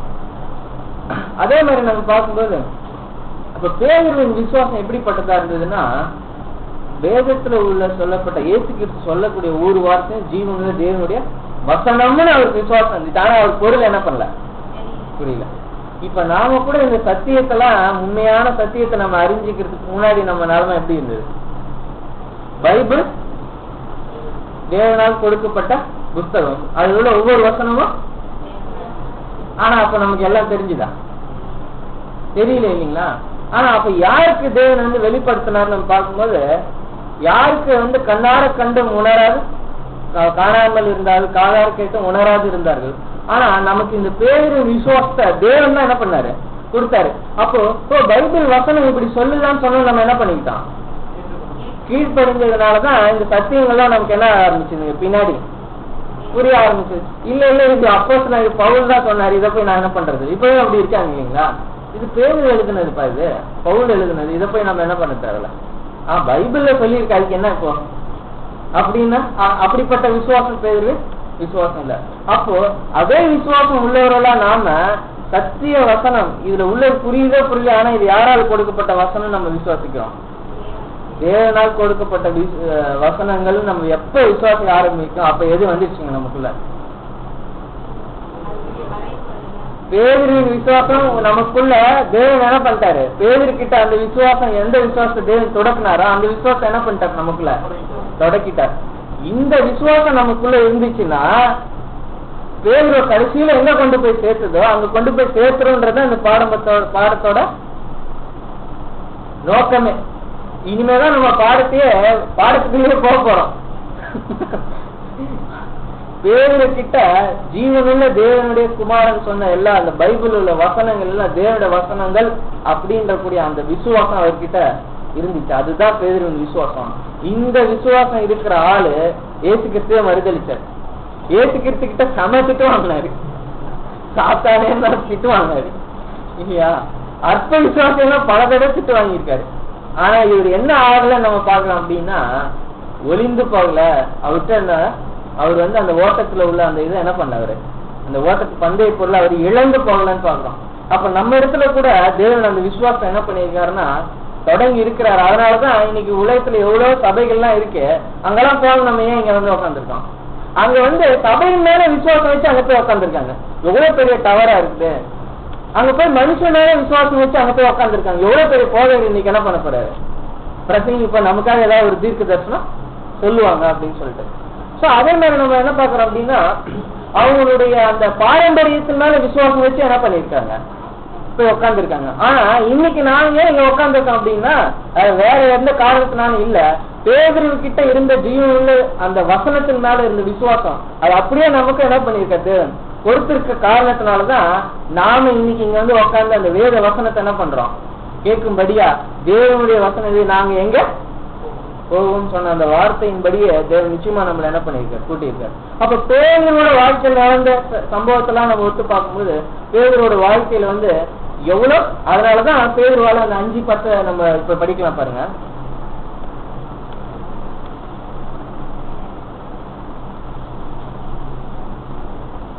கிறிஸ்து இயேசுவுக்குள் நம்மை தமது நித்திய மகிமைக்கு அழைத்தவராய் இருக்கிற சகல கிருபையும் புரிந்த தேவன் தாமே. இந்த விசுவாசத்தை கொடுத்து நம்மளை அழைச்ச தேவன் உடனே கொண்டு போயிட்டாருன்னு சொல்றாரா? இல்ல பாருங்க, கொஞ்ச காலம் பாடு. அப்ப என்ன சொல்றாருன்னா கொஞ்ச காலம் பாடு. அடுத்து பேரு எவ்வளவு சீர்படுத்தினார் தெரியுமா? நீங்க பாருங்க, இயேசு கிறிஸ்து அவ்வளவு அன்பு கூர்ந்திருக்காரு பேதுருக்கிட்ட விசுவாசம் இருக்குன்னு இயேசு கிறிஸ்து அவ்வளவு நல்லா பிதாவாகிய தேவன் நல்லா அண்டர்ஸ்டாண்ட் பண்ணி வச்சிருந்தாரு. பேதுருக்கிட்ட விசுவாசம் இருக்கு. அது எப்படி நம்ம புரிஞ்சுக்கலாம் அப்படின்னா, அப்ப இங்க என்ன சொல்ல, சீர்படுத்தி ஸ்திரப்படுத்தி பலப்படுத்தி நிலை நிறுத்துவார். அப்ப பேதுருக்கிட்ட அந்த விசுவாசம் அங்க துவங்கப்பட்டுச்சு. அவர் இயேசு கிறிஸ்துவ மரிச்சாலும் கடல் உள்ள அமிழ்ந்து உள்ள போனாலும் அவர் அந்த காதை வெட்டினாலும் இயேசு கிறிஸ்து சபிக்கும் சத்தியம் பண்ண தொடங்கினா இவ்வளவு அவர் வாழ்க்கையில வந்து கிறிஸ்துக்கு விரோதமா நடந்தா கூட இயேசு கிறிஸ்துவோட அப்போஸ்தலனா அவர் ஆக்க என்ன காரணம் நம்ம பார்த்தோம்னா பேதுருக்கிட்ட தேவனுடைய வசனத்தின் மேல இருந்த விசுவாசம் தான் இது எல்லாத்துக்கும் என்ன பண்ண வச்சது, அவரை தப்பி வச்சு தாண்ட வச்சது. மேலும் இது எந்த காரியங்கள்லாம் அவர் வாழ்க்கையில வரும்போது, இந்த சோதனைகள்லாம் வரும்போது அவர் சீர்படுத்தி ஸ்திரப்படுத்தி என்ன பண்ணிச்சு, பலப்படுத்தி நிலை நிறுத்திச்சுன்னு நம்ம பாக்குறோம். அப்ப பாருங்க பேருக்கு வந்து எப்படி தெரியுங்களா அவர் ஸ்திரப்படுத்தினாரு பாருங்க. பேரு வந்து அவர் வந்து மனம் கசந்து வந்து நான் மாதிரி வந்து காட்டி கொடுத்துட்டோமே அப்படின்னு சொல்லி என்ன பண்ணாரு, அழுதாரு. அவருக்கு விசுவாசம் இருந்ததுன்றதுக்கு இது ஒண்ணே சாட்சியா இருக்கு. அப்ப அவருக்கு கொஞ்சம் கொஞ்சமா விசுவாசம் இருந்துச்சு, அப்படி வந்துச்சு நம்ம சொல்ல முடியாது. சத்தியத்தின் அறிவு இல்லை, ஆனா அவர் பூரண விசுவாசம் இருந்துச்சுன்னு பாக்குறோம். அந்த விசுவாசத்தை இருந்ததுனால தேவன் எவ்வளவு தெரியுங்களா அவர் ஹானர் பண்ணாரு. நீங்க அதை படிச்சு பார்க்கலாம் பாருங்க ஒரு வசனத்தை. என்ன வசனம் படிக்கலாம்னா லூக்கா 24ஆம் அதிகாரத்துல 5ஆம் வசனத்துல படிங்க.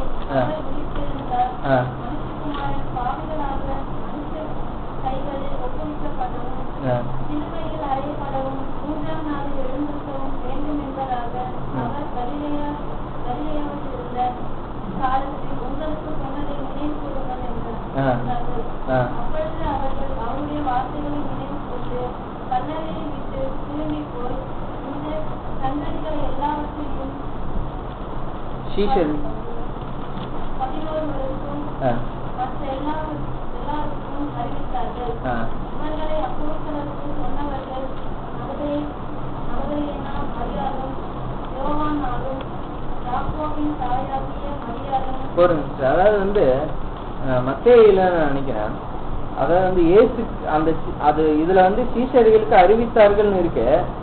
ஆனா வந்து யார் ஃபர்ஸ்ட் அறிவிச்சாங்க, ஃபர்ஸ்ட் வந்து இயேசு கிறிஸ்து உயிரோட ஏஞ்சிட்டாருன்னு யாருக்கு தெரியுங்களா அறிவிக்கப்பட்டுச்சு சீஷர்கள்ல. அந்த வசனத்தை நீங்க தமிழ் யாராவது எடுத்து சொல்லுங்க, ஏன்னா நமக்கு டைம் ஆகுதுனால. இப்ப என்ன அப்படின்னா ஏன் வந்து பேதுருக்கிட்ட வந்து ஃபர்ஸ்ட் வந்து சொன்னோம்னா, இன்னொன்னு பாத்தீங்கன்னா மற்றவங்க வந்து இது என்ன பண்ணலன்னு இருக்கும்னா அந்த இடத்த நீங்க படிச்சீங்கன்னால இருக்கும். ஆனா இவர் மட்டும் நேரா கல்லறைக்கு போய் பாப்பாரு. அப்ப நம்ம பார்க்கும்போது என்ன நம்ம பார்க்கணும் அப்படின்னா, அப்பதான் சொல்றாரு யோவான்ல நம்ம படிச்சோம் இல்லைங்களா 13ஆம் அதிகாரத்துல, இப்ப நீ என்ன மறுதளிச்சு இப்ப என் பின்னாடி வர்றது, ஆனா அப்புறமா நீ என்ன பண்ணுவ, என்னோட பின்னாடி நீ வருவேன்னு சொல்ல. சோ அப்ப நம்ம பார்க்கும்போது என்னன்னா, இயேசு கிறிஸ்து பேரு உயிர்த்தெழுந்தவன அந்த உயிர்த்தெழுந்தார் அந்த செய்தி சீஷர்களும் முதல்ல பேருக்கு போய் தான் அவரு தான் என்ன பண்றாரு. ஏன்னா ஏன் தெரியுங்களா பேரு கிட்ட சொன்னாரு,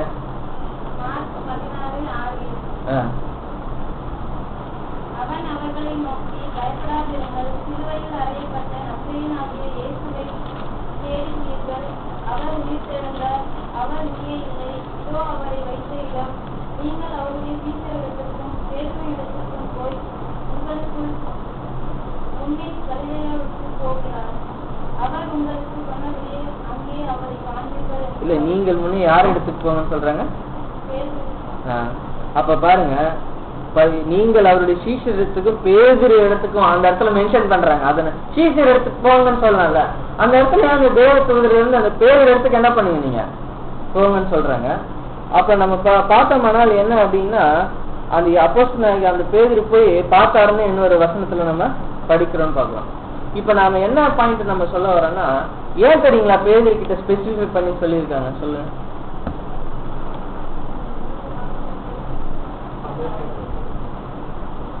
ஏன் அப்படின்னா, இயேசு கிறிஸ்து மேல மறிக்க கூடாதுன்னு ரொம்ப இது பண்ணது யாருதான். ஏன்னா நான் என் ஜீவ போனா கூட உங்களை என்ன பண்ண விட மாட்டேன், நான் மறிக்க விட மாட்டேன் அப்படின்னு சொன்னாரு. சோ அதனால என்னன்னா, அவர் உயிர்ந்தோடு எழுந்துட்டாருன்னும் போது யார் அப்ப அதிகம் சந்தோஷப்படுவாங்க, பேதுரு தானே சந்தோஷப்படுவாங்க. அதனாலதான் ஸ்பெசிபிக்கா நீ பேதுரு கிட்ட என்ன போய் சொல்லு அப்படின்னு சொல்லி. அப்ப நம்ம பார்க்கும்போது என்னன்னா, இவைகள் எல்லாம் மறித்து உயிர்த்தெழுவான்ற காரியத்துல என்ன பண்ணல அப்ப பேதுரு உணர்ந்து கொள்ளவில்லை. ஆனா விசுவாசத்தினாலதான் என்ன பண்ணாங்க அப்ப செயல்பட்டாங்கன்றத பாக்குறோம். அதனாலதான் பேதுருக்கு அவர் விசுவாசம் உள்ளவராய் இருந்தாருன்னு மறுபடியும் எப்படி உறுதிப்படுத்துறாங்க அப்படின்னா, அவர் உயிர்த்தெழுந்தோன்னா பேதுரு கிட்ட போய் சொல்லுங்க அப்படின்னு சொல்லி. ஸோ நம்மளுடைய இதுல கூட நம்ம பார்த்தோம் அப்படின்னா, நம்ம இடத்துல அந்த சத்திய வசனங்கள் மேல நமக்கு விசுவாசம் வரும்படி தேவன் அந்த விசுவாசத்தை தொடர்க்கிறாரு. ஏன் அப்படின்னு நம்ம பாக்குறோம்னா, நீ ஜீவன்ல தேவனுடைய குமாரனாய் கிறிஸ்துன்னு சொல்லும் போது பேதுரு கிட்ட என்ன சொல்றாரு, இது யாரு உனக்கு வெளிப்படுத்துன்னு சொல்ற, இந்த விசுவாசம் உனக்கு எப்படி வந்துன்னு சொல்றாருன்னா, வசனத்தின் மேல விசுவாசம் வர்றதுக்கு காரணம் என்ன அப்படின்னு பார்த்தோம்னா, தேவன் அந்த விசுவாசத்தை என்ன பண்றாரு அருள்வாரு. அந்த விசுவாசம் பேதுரு இடத்துல இருந்துச்சு. அப்ப வரக்கூடிய சோதனைகள்லாம் என்ன பண்ணாரு பேதுரு ஜெயிச்சு அவர் கடைசியில இந்த இடத்துல பலப்படுத்தினாருன்னு நம்ம பாக்குறோம். அப்போ நம்மளுடைய வாழ்க்கையில கூட நம்ம பார்க்கும்போது எப்படின்னா, அந்த வசனத்தின் மேல விசுவாசம் உள்ளதுதான் பேதுருவின் விசுவாசம். அந்த விசுவாசம் இருந்ததுன்னா, ஏன்னா சாத்தானேன்னு சொல்லி இப்ப பேர் திட்டும்போது பேரோட நிலைமையை நினைச்சு பாருங்க, அது எவ்வளவு பெரிய ஒரு வார்த்தை. போன பேர் அப்படின்னாலே ரொம்ப கஷ்டமா இருக்கும் நமக்கு, என்ன இப்படி சொல்லிட்டாரு சாத்தானேன்னு சொல்லி திட்டுறது ரொம்ப ஒரு அதிகபட்சமான வார்த்தை. ஆனா கூட இவர் என்ன இப்படி சொல்லிட்டாரு போயிட்டாரு, அதுதான் பேரு விசுவாசம். ஏசு கிறிஸ்து திட்டினதுனால அவருக்கு விசுவாசம் இல்லைன்னு நம்ம சொல்லக்கூடாது. ஏசு கிறிஸ்து திட்டியும் பேர் யாரோட இருந்தாரு, ஏசு கிறிஸ்து கூட தான் இருந்தாரு. அதான் எங்க போனாங்க, நீங்க திட்டினாலும் என்ன பண்ண தேவனுடைய வசனம் இருக்கு அப்படின்னு சொல்லி யாரும் விசுவாசாரு பேதுரு. அப்ப நம்ம வாழ்க்கையில கூட சாத்தான் அனுமதிச்சது போல பேதுருவோட வாழ்க்கையில நம்ம வாழ்க்கையில கூட என்ன பண்ணுங்க சோதனைகள் வரும். அப்ப என்ன பண்ணிடக்கூடாது, நம்ம மறுதளிச்சிடக்கூடாது. பேதுருவோட விசுவாசம் கொண்டவர்கள் எப்போதும் இயேசு கிறிஸ்துவை நம்ம என்ன பண்ணிருக்க வேண்டியதா இருக்கு, பற்றி கொள்ள வேண்டியதா இருக்கு நம்ம பார்க்கணும். இப்படிப்பட்ட விசுவாசம் யாரோட விசுவாசம்னா பேதுருவோட விசுவாசம். நம்ம ஏன்னா ஜென்ரலாவே பேரு எவ்வளவு மோசமான பாருங்க, ஏசு கிறிஸ்து திட்டாருன்னு சொல்றாரு. ஆனா நாம அப்படி சிந்திக்கிறவங்களா இருக்கக்கூடாது. ஏசு கிறிஸ்து திட்டியும் அவர் என்ன பண்ணல அப்படின்னா, ஏசு கிறிஸ்து விட்டு அவரு நம்ம கிட்டதான் ஏதோ தப்பு இருக்கு, நமக்கு என்ன பண்ணிருக்காரு திட்டி இருக்காருன்னு சொல்லி நம்ம ஏன் திட்டினாலும், அப்ப இவர் சொல்லக்கூடிய ஒவ்வொரு வருஷமும் தேவனுடைய வசனம், இதை நம்ம என்ன பண்ணக்கூடாது. அப்ப நம்ம பைபிளை வாசிக்கிற போது கூட ஒரு வருஷம் நமக்கு அவரு உங்களை சீர்படுத்தி சிறப்படுத்தி பலப்படுத்துவாரும் போது ரொம்ப சந்தோஷமா இருக்கும். இன்னொரு வசனத்தை எடுத்து அதாவது நீங்கள் குற்றமற்றவர்களாக காணப்படணும், இப்படிப்பட்டவங்களுக்கு எல்லாம் இந்தபடி தண்டனை வருது அப்படின்னு ஒரு வசனத்தை படிக்கும் போது நமக்கு என்ன ஆயிடுதுங்க. அப்ப அந்த வசனத்தையும் தேவனுடைய வசனமா தான் என்ன பண்ணிக்கணும் நம்ம. அப்ப ஏசு கிறிஸ்து பின்னாடி இப்போ சாத்தான்னு சொல்லும்போது கூட பேர் என்ன ஏத்துக்கிட்டாரு, அத ஏசு கிறிஸ்து சொல்றாருன்னா அதுல என்ன இருக்குங்க அர்த்தம் இருக்கு அப்படின்னா. அப்ப ஒவ்வொரு வசனத்தையுமே நம்ம என்ன பண்ண, ஏன் அப்படின்னா சாதகமான வசனத்தை மட்டும் என்ன பண்ணிக்கிறது தேவனுடைய வசனம் ஏத்துக்கிறது. நம்ம சாதகமான வசனம் இல்லை அப்படின்னா அது விசுவாசிக்கிறது இல்ல. அது பவுல் எழுதுனது, பேர் எழுதுனது இல்லைன்னா இந்த வசனம் எல்லாம் நமக்கு தேவையில்லை, பொருந்தாது, நம்மள எல்லாம் மன்னிக்கிறாரு இல்லைங்களா. நம்ம ஒரு பாவம் செய்யக்கூடாதுன்னு ஒரு வசனம் இருக்குன்னு வச்சுக்கோங்க, இருக்கு வசனம் இருக்கு இல்லைங்களா. நீங்கள் உங்களுடைய எல்லா அவைங்களையும் நீதினுக்கு என்ன ஒப்பு கொடுங்கன்னு சொல்லும்போது அந்த வசனம் எப்படி இருக்கு நமக்கு. ஆனாலும் நம்ம என்ன பண்ணக்கூடாதுன்னா பேரின் விசுவாசம் உடையவர்களா இருந்தோமானால் இருக்கிறதுனால நம்ம வசனம் கடிந்து கொள்ளும் போது நம்ம என்ன பண்ணோம் அப்படின்னா பேரின் விசுவாசம் கொண்டவர்களா வசனத்தை நம்ம என்ன பண்ணணும், பின்பற்றணும். பேர் இயேசு கிறிஸ்துவ அதை பிற்பாடும் பின்பற்றணும். இப்படி எல்லாம் பின்பற்றி அவர் வரும்போது அந்த திறப்படுத்தினதுதான் எங்க நம்ம பார்க்கணும். இயேசு கிறிஸ்து உயிர் தெழுந்து வரும்போது முதல்ல பேருக்கு போய் சொல்லுங்க நான் திறப்படுத்தினாரு. அப்புறமா பேரை பலப்படுத்தினாரு பாருங்க. அது எங்க பலப்படுத்துறாருன்னா அப்போஸ்தலருக்கு வந்துட்டோம் நம்ம. இப்போ அப்போஸ்தலர் 1ஆம் அதிகாரம் 5ஆம் வசனத்தை படிங்க, 4 படிங்க. அவர்களுடனே கூடி வந்திருக்கும் போது அவர்களை நோக்கி யோவான் ஜலத்தினாலே ஞானஸ்நானம் கொடுத்தான். நீங்கள் சில நாட்களுக்கு முன்னே பரிசுத்த ஆவியினாலே ஞானஸ்நானம் பெறுவீர்கள். ஆகையால் நீங்கள் எருசலேமை விட்டு போகாமல் என்னிடத்தில் கேள்விப்பட்ட பிதாவின் வாக்குத்தத்தம்.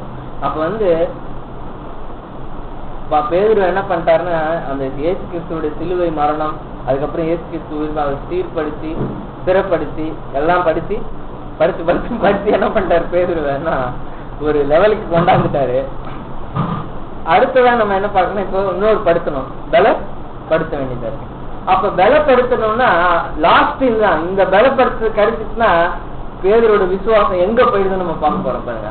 சீர்படுத்தி அவரோட விசுவாசம் வந்துடுச்சு. அப்ப அடுத்ததா பலப்படுத்தினாங்கன்னா என்ன ரிசல்ட் கிடைக்கும் அப்படின்னா பரிசுத்த ஆவி வரும்போது நீங்க என்ன ஆவீங்க, பலன் அடைவீங்க. அது ஒண்ணுதான் பேதர்கிட்ட என்ன இல்லாம இருந்துச்சு. இந்த பரிசுத்த ஆவி இல்லாதனாலதான் இவர் என்ன பண்ணிட்டு அந்த விசுவாசம் இருந்தா கூட சத்தியத்தை உணராத இருந்தாங்கன்னு நம்ம பாக்குறோம்.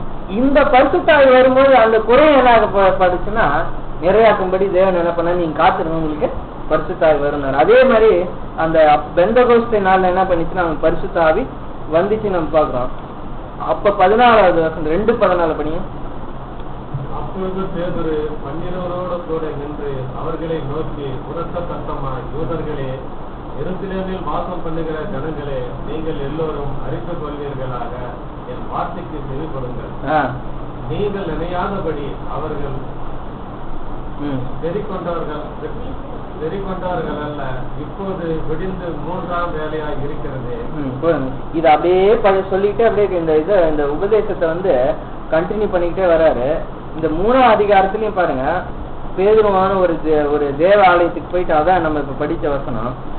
நம்ம என்ன வசனம் பாக்குறோம் அப்படின்னா 15வது வசனத்தை படிங்க, 3:15. நீதிபதியை கொலை செய்து போருங்க. இப்ப பார்த்தோம்னா பலன் வந்தவன்னா இயேசு கிறிஸ்துவ சபிக்கவும் சத்தியம் பண்ண இவர் இப்போ இவர் விசுவாசம் கிரியை செய்ய ஆரம்பிக்குதுன்னு நம்ம பார்க்கலாம். விசுவாசம் முன்னாடியே என்ன பண்ணிட்டாரு, தேவன் தொடங்கிட்டாரு. அந்த விசுவாசத்தின் கிரியை எங்க தெரியுங்களா ஸ்டார்ட் ஆயிடுச்சு, அந்த பரிசுத்த ஆவி வந்தவனா இயேசு கிறிஸ்து கூட இருக்கும்போது இவர் பயந்து என்ன பண்ணாரு, ஓடினாரு. ஆனா இயேசு கிறிஸ்து இப்ப என்ன பண்ணிட்டாரு, இவருக்கு முன்பாக இப்ப இயேசு கிறிஸ்துலாம் கூட இல்ல, ஆனா இப்போ இவர் சுத்தி அவ்வளவு தானே இருக்காங்க. ஆனா இவர் என்ன சொல்றாருன்னா நீங்க ஜீவாதிபதியை கொலை செய்தீர்கள். இப்ப இவருக்கு எப்படி இவ்வளவு பலம் வந்துச்சு இப்ப பார்க்கும்போது என்னன்னா அந்த விசுவாசத்தை தொடக்கின தேவன் அந்த விசுவாசத்துல அவர் நிலைத்து இருக்கும்போது சத்திய ஆவி என்ன பண்ணாரு அவங்களுக்கு கொடுத்தாருன்னு நம்ம பார்க்கிறோம். அப்ப நமக்கு கூட நம்ம என்ன பாயிண்ட் நம்ம யோசிக்கணும்னா, நாம நாம விசுவாசிக்கிறோம், வசனத்தெல்லாம் முதல்ல நம்ம என்ன பண்ணணும், விசுவாசிக்கணும்.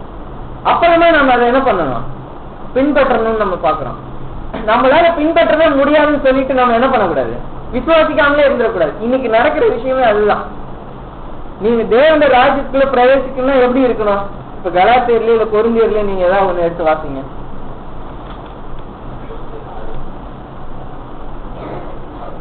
யார் பிரவேசிக்கிறது இல்லைன்னு இருக்கு, யார் பிரவேசிப்பாங்கன்னு இருக்கு. அநியாயக்காரர் தேவனுடைய ராஜ்யத்தை சுதந்திரிப்பதில் என்று அறிவீர்களா? வஞ்சிக்கப்படாத வசனம் சொல்லி 6:9. 6:9. அறியாதிருக்கிறீர்கள், வஞ்சிக்கப்படாதிருங்கள். வேசிக்கல்லரும் விக்கிரக ஆராதனைக்காரரும் விபச்சாரரும் சுய புரட்சிக்காரரும் ஆண் புரட்சிக்காரரும் திருடரும் பொருளாசைக்காரரும் வெறியரும் உதாசீனரும் கொள்ளைக்காரரும் தேவனுடைய ராஜ்யத்தை சுதந்திரிப்பதில்லை. இப்ப நம்ம பார்த்தோம் அப்படின்னா, இப்ப நம்ம அதே மாதிரி கலாச்சாரலையும் வாசிக்கிறோம் இல்லைங்களா. இப்போ ஆதாம்லயும் எல்லாருமே மோசமான ஆளுங்கன்னா, அதுலயும் பேரு மாதிரி நம்ம மாதிரி எல்லாம் இன்னும் ரொம்ப ஒரு மோசமான ஆளுதான். இப்ப ஆனா பேரு கிட்ட வசனத்தின் மேல முதல்ல விசுவாசம் இருந்துச்சு. இப்ப என்ன நம்ம பாக்குறோம்னா, அப்புறமா அதுக்கு அதை நடப்பிக்க கூடிய பலன் வந்துச்சுன்னு நம்ம பாக்குறோம். இப்ப நம்ம விசுவாசமே அவருக்கு பரிசுத்த ஆவிதான் வந்துச்சு நம்ம என்ன பண்ணிக்கூடாது, நினைச்சுக்க கூடாது. அப்படி கிடையாதுன்றத நம்ம பார்க்கணும். அப்ப நம்ம இடத்துல கூட நம்ம என்னன்னா, பைபிளை வாசிக்கும் போது நமக்கு இப்படிப்பட்டவங்களா நம்ம இருந்தாலும் தேவனுடைய ராஜ்யத்துக்கு பிரவேசிக்கும் போது வசனம் சொல்லுதுன்னு நம்ம என்ன பண்ணணும், விசுவாசிக்கணும். இதெல்லாம் நமக்கு அதுக்கு சம்பந்தமே இல்லையே, எதாவது எழுதி வச்சிருக்காங்க அப்படின்னு சொல்லிட்டு அப்ப நம்ம அதை விசுவாசிக்காம இருக்கக்கூடாது. பேதுருவை போல இது தேவனுடைய ஜீவனுள்ள தேவனுடைய வசனம் அப்படின்னு சொல்லி முதல்ல நம்ம என்ன பண்ணிக்கணும், அதை இருதயத்துல ஏத்துக்கிட்டோமானால் தேவன் என்ன பண்ணுவாருன்னா அப்புறம் ஸ்திரப்படுத்துவாரு.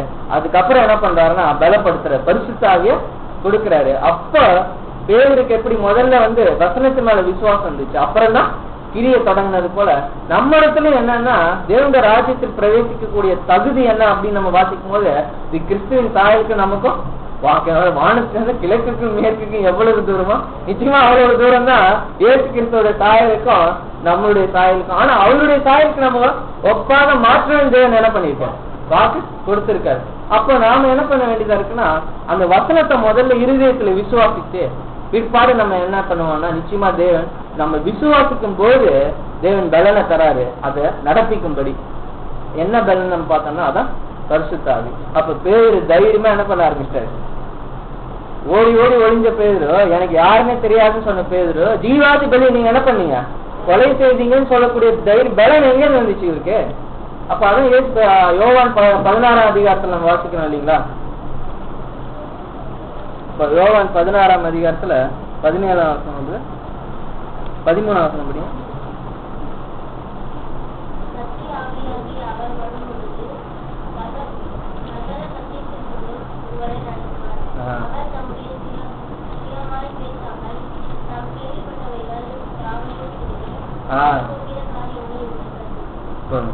இப்ப நம்ம என்ன பாக்குறோம்னா, பேதுருக்கு எப்படி அந்த சக்தி ஆவி வந்தவன் என்ன ஆயிடுச்சுங்க அவருக்கு இப்ப புரிஞ்சிச்சு. ஓ நம்ம அப்போஸ்தலர் நிருபத்தெல்லாம் படிச்சீங்கன்னா தெரியும், அப்போ சொன்னது இப்பதான் அவங்க அண்டர்ஸ்டாண்ட் பண்ணிக்கிட்டாங்கன்னு இருக்கும். அப்போ இதனாலதான் இயேசு கிறிஸ்து மரிக்கணும்னு சரி தேவ சித்தமா இருக்கா, தீர்க்க தரிசிகள் எல்லாம் இதை என்ன பண்ணிருக்காங்க சொல்லியிருக்காங்க. நான் முன்னாடியே வாசிச்சேன் இல்லைங்களா, அப்போஸ்தலர் 3ஆம் அதிகாரத்துல ஒரு வசனத்தை, அப்போஸ்தலர் 3ஆம் அதிகாரத்துல 17ஆம் வசனத்தை நம்ம படிச்சோம் இல்லைங்களா. படிக்க வேண்டாம், அது தேவ சித்தத்தின்படி என்ன இருக்கு, தீர்க்க தரிசனப்படி கிறிஸ்து மரிக்கிறான்னு சொன்ன இந்த வெளிச்சம் எப்ப வந்துச்சு நம்ம பார்த்தோம் அப்படின்னா அந்த பலன் வரும்போதுதான். அப்ப இன்னும் அதிகமா விசுவாசிச்ச அவரு ரொம்ப அதிகமா கிரியை செய்ய ஆரம்பிச்சான்னு பார்க்கலாம். இந்த விசுவாசித்து கிரியை செஞ்ச ஆரம்பிச்சவன்னா பேதுரு இப்ப என்ன ஆயிட்டாருங்க, அப்போஸ்தலர் தகுதி பெற்று இயேசு கிறிஸ்துவின் சாயலை அடைஞ்சிட்டாரா.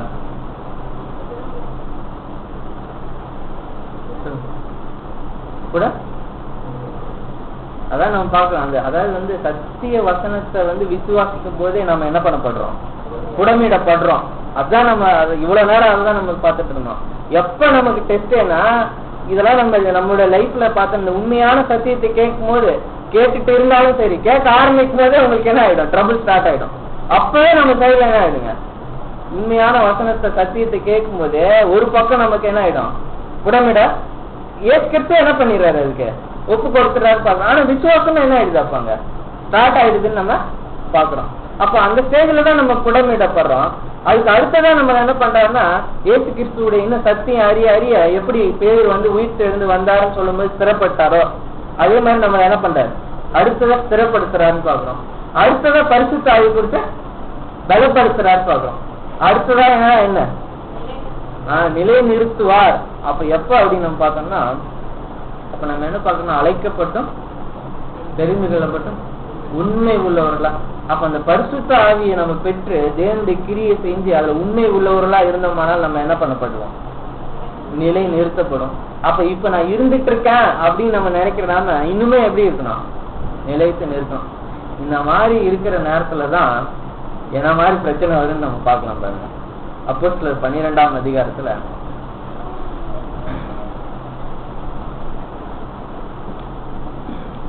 இப்ப பேதுருக்கு லைஃப்ல என்ன ஆச்சு அப்படின்னா, இப்ப பேதுரு இந்த வசந்த படிக்கும்போது நீங்க சொல்லணும் பேதுரு எந்த லெவல்ல இருக்காரு, அவர் விசுவாசம் என்ன அப்படின்னு சொல்லிட்டு 12:4 படிங்க ஃபர்ஸ்ட். அவனை பிடித்து சிறைச்சாலையில் வைத்து.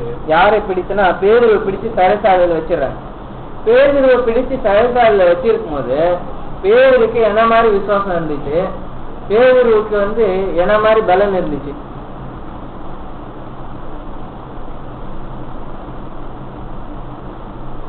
அந்த இடத்துல அவருக்கு விசுவாசம் இருந்துச்சா இல்லையா? நம்ம பார்த்தபடி அவர் ஜீவனுள்ள வசனத்து மேல விசுவாசமும் அவர் ஃபுல்லா கம்ப்ளீட்டா இருந்துச்சு. அடுத்தபடி பரிசுத்தாவே அவருக்குள்ள என்ன ஆயிடுச்சு? கம்ப்ளீட்டா இருந்துச்சு. அப்ப நம்ம என்ன பார்க்கணும், சீர்படுத்தி ஸ்திரப்படுத்தி பலப்படுத்தி அந்த ஸ்டேஜ்ல எங்க போயிடுறாருன்னா சிறைச்சாலைக்கு போயிடுறாருன்னு பார்க்கணும்.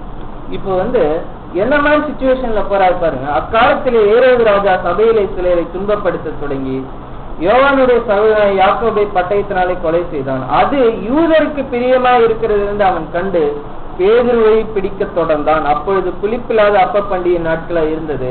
அவனை பிடித்து சிறைச்சாலையில வைத்து பஸ்கா பண்டிகைக்கு பின்பு ஜனங்களுக்கு முன்பாக அவனை வெளியே கொண்டு வரலாம் என்று எண்ணி அவனை காக்கும்படி வகுப்புக்கு 4 போர்ச்சேவராக ஏற்படுத்தி 4 வகுப்பின்படி வாசமாக ஒப்புவித்தான்.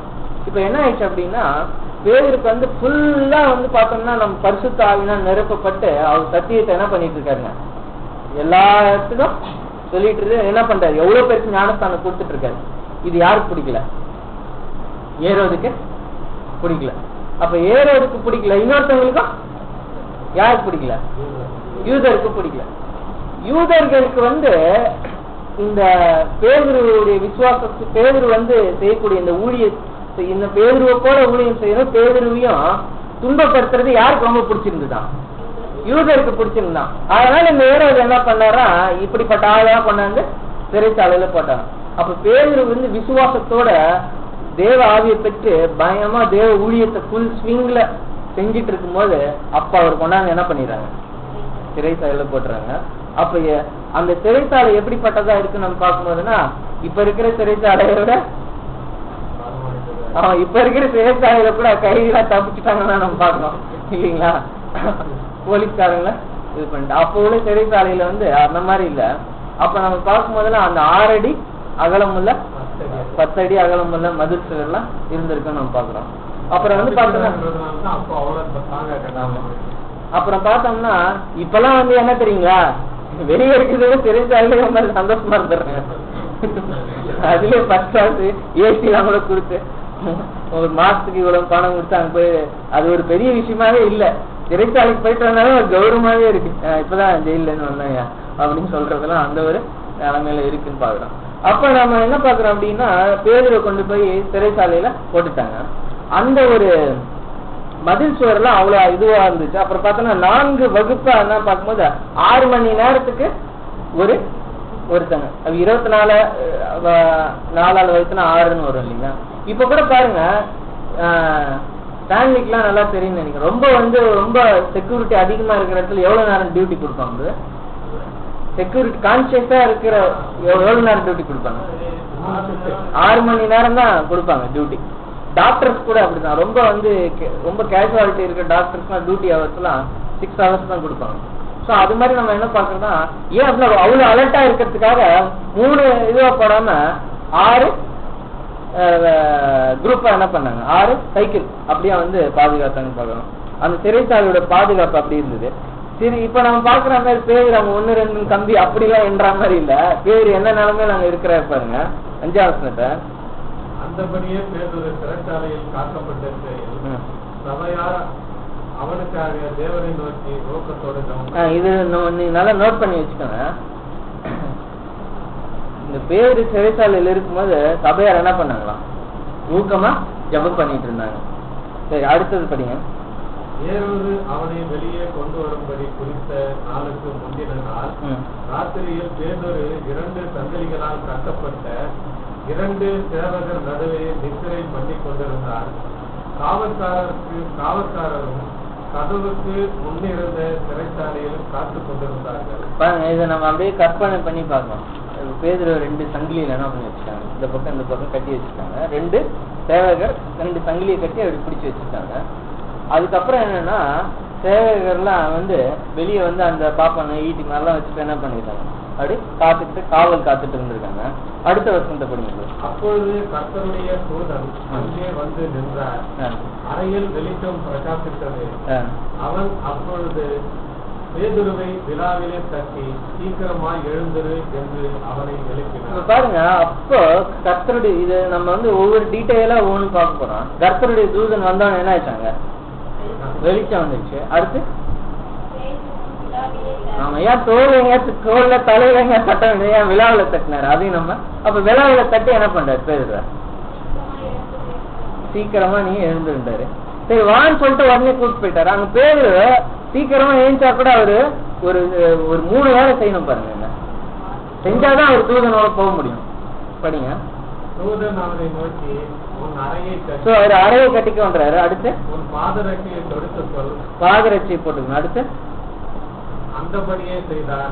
தூதனும் பின் அவனை நோக்கி உன் வஸ்திரத்தை போர்த்திக் கொண்டு என் பின்னே வா என்றார். அப்ப என்ன சொல்றாருன்னா, அந்த அறையை கட்டிக்கோ, பாதரட்சி போட்டுக்கோ, வஸ்திரத்தை போர்த்திக்கு என் பின்னாடி என்ன பண்ணு வா அப்படின்னு கூப்பிடுறாரு. அடுத்த வசனம் படிங்க. அந்தபடியே அவன் புறப்பட்டு அவனுக்கு பிடித்தது. தூதனால் செய்யப்பட்டது மெய்யென்று அறியாமல் தான் ஒரு தரிசனம் காண்கிறதாக நினைத்தான். இது வந்து நடக்கிறதா இருக்கு. என்ன பண்ணல, ஒரு தரிசனம் மாதிரி அவ்வளவு லைட்டா போயிட்டு இருக்கு. அடுத்து படிங்க.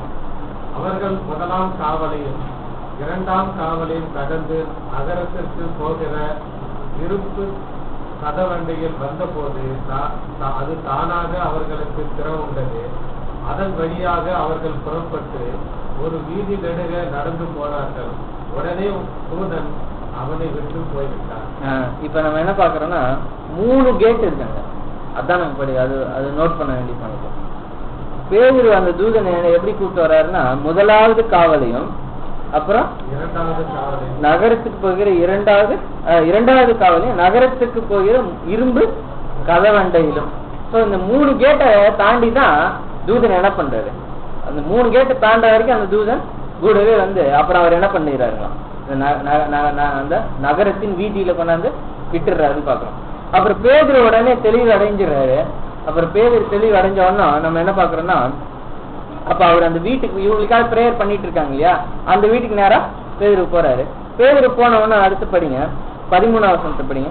பேதுரு வாசல் கதவை தட்டின போது ரோதையும் பேர் கொண்ட ஒரு பெண் ஒற்று கேட்க வந்தார்.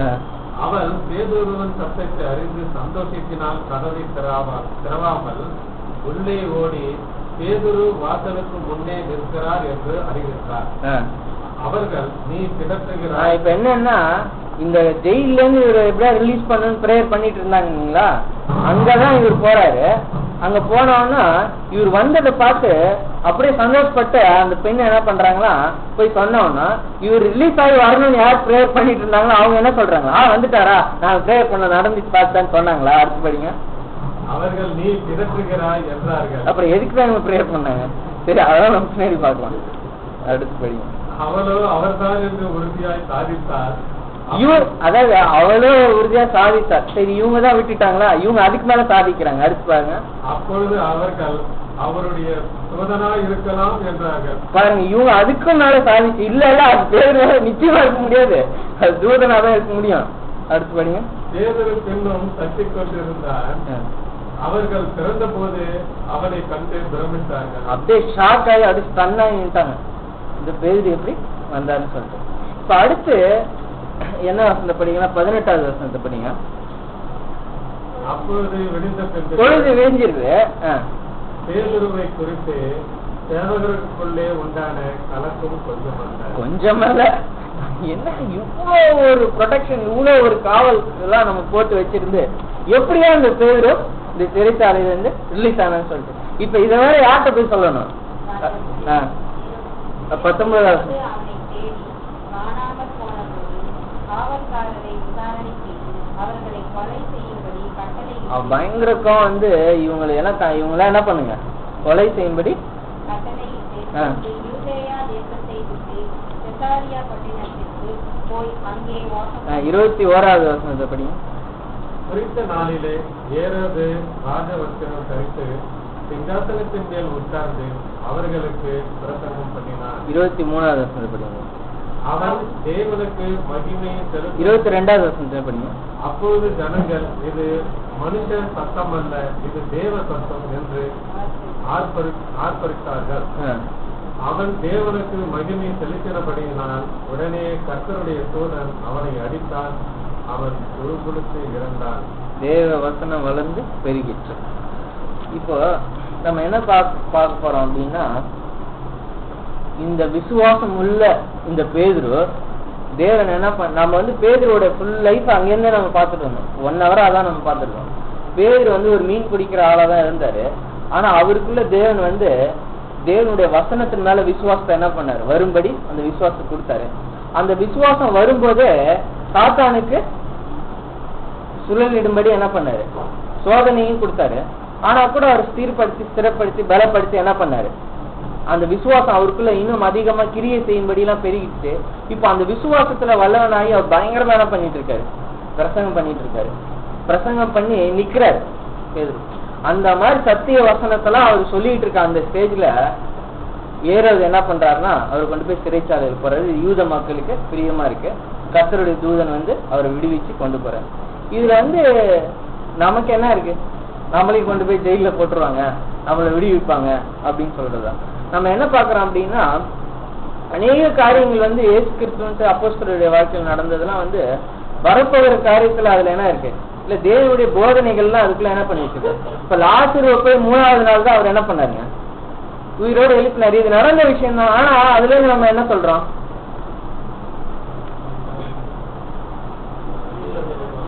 தேவனுடைய ராஜ்யம் வந்து இயேசு கிறிஸ்து மரிச்சு அது 3வது நாள் தான் ஆதாமின் மக்கள் எல்லாம் என்ன பண்ண போறாரு, அந்த உயிர் தெரிந்து வர போறாங்கன்னு பாக்கலாம். அந்த அதே மாதிரி அந்த பரிமள தைலம் ஊத்துறதுக்கு பாக்கலாம். அதே மாதிரி அந்த இயேசு கிறிஸ்துடைய அந்த படகுல போறதுக்கு கூட என்ன இருக்கு.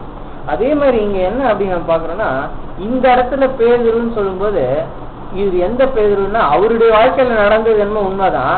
ஆனா பேதுருவை போல விசுவாசம் கொண்டவர்களுக்கு நடக்கக்கூடிய சம்பவத்தை தான் இங்க என்ன பண்ணி வச்சிருக்காரு, தேவன் கம்ப்ளீட்டா ரெக்கார்ட் பண்ணி வச்சிருக்காரு. இதுல நமக்கு மிகப்பெரிய ஒரு போதனை வந்து இதுக்குள்ள மறைஞ்சிருக்குன்னு நம்ம பார்க்கலாம்.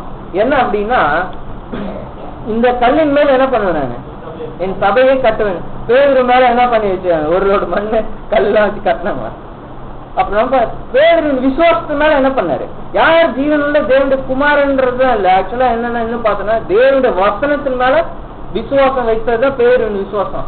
அந்த விசுவாசம் உள்ளவர்கள் வசனத்தை மட்டும் விசுவாசிக்கிற அவங்களுக்கு மேலதான் என்ன பண்ண போறாரு தேவன், ஆலயத்தை கட்டுறது.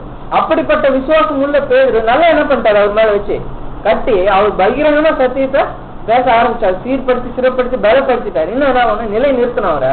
அப்ப பலப்படுத்தி இருக்க அந்த ஸ்டேஜ்ல ஏரோது வந்து அந்த சிறைச்சாலைக்கு போன மாதிரி நமக்கு கூட என்ன நம்ம பாக்குறோம்னா, சத்தியத்தை குடிச்சு சீர்படுத்தி சிறப்படுத்தி நம்ம இப்ப என்ன பண்ண போறோங்க, இப்ப நம்ம பலப்படுத்திட்டாரு. நம்மளும் கடைசி எக்காலம்னு சொல்லி இப்ப நம்ம வந்து நம்ம என்ன பண்ண போறோம்னா, பேதுரு போல இந்த உலகத்துக்குள்ள இப்ப என்ன பண்ண போறோம், கடந்து போகிறவங்களா இருக்கிறோம்னு நம்ம பாக்குறோம். இது வரைக்கும் என்ன இல்லைன்னா, நம்மளுடைய பேதுருடைய தனிப்பட்ட வாழ்க்கையில தான் அவருக்கு ட்ரபிள்ஸ் இருந்துச்சு நம்ம பார்த்தோம் இல்லைங்களா. பின்னா அவருக்கு இண்டிவிஜுவலா தான் இருந்துச்சு ப்ராப்ளம். ஆனா இப்ப என்ன பார்த்தோம்னா, இந்த சத்தியத்தை சொல்றது நிமித்தம் பேதுருக்கு இனிமே என்ன ஆகுதுங்க, ப்ராப்ளம் ஸ்டார்ட் ஆயிடுச்சு. அப்போ ஒரு ஆள் சும்மா இல்ல, இவன் ரொம்ப எல்லாரையும் விட்டுட்டு என் பேதுருவை மட்டும் கொண்டு போய் சிறைச்சாலை ஏறுவது பண்ணோம் அப்படின்னு பார்த்தோம்னா, இந்த பேதுரு தான் தேவனுடைய சத்தியத்தை என்ன பண்ணிட்டு இருந்தாங்க, ரொம்ப பகிரங்கமா பிரசங்கிட்டு இருந்தாரு. அப்ப அந்த ஏறுவது கண்ணு யார் மேல போயிடுச்சு அப்படின்னா, பேதுரு மேல போயிடுச்சுன்னு பார்க்கணும். இங்க நாம தான் அந்த பேதுருனா, அந்த ஏறுவது யாரு, சாத்தான். சாத்தான் வந்து நம்மள என்ன எங்க கொண்டு போய் போடுவான் அப்படின்னு நம்ம பாக்குறோம் அப்படின்னா, அந்த சிறைச்சாலையில கொண்டு போய் போடுறான். அந்த சிறைச்சாலைன்றது என்னன்னு நம்ம பார்க்கலாம். அந்த சிறைச்சாலையில போறது இன்னொருத்தவங்களுக்கு பிரியமா இருந்துச்சான். யாருக்கு, யூத ஜனங்கள் இப்ப யாரு? உலக கிறிஸ்துவ மக்கள். கிறிஸ்துவ மக்களுக்கு ரொம்ப சந்தோஷமா இருக்கும் நம்மள அந்த. ஏன்னா நம்ம அப்போஸ்தலனாகிய பேதுரு யாருக்கு பிரசங்கிச்சாரு? யூதருக்குள்ள பிரசங்கிச்சாரு.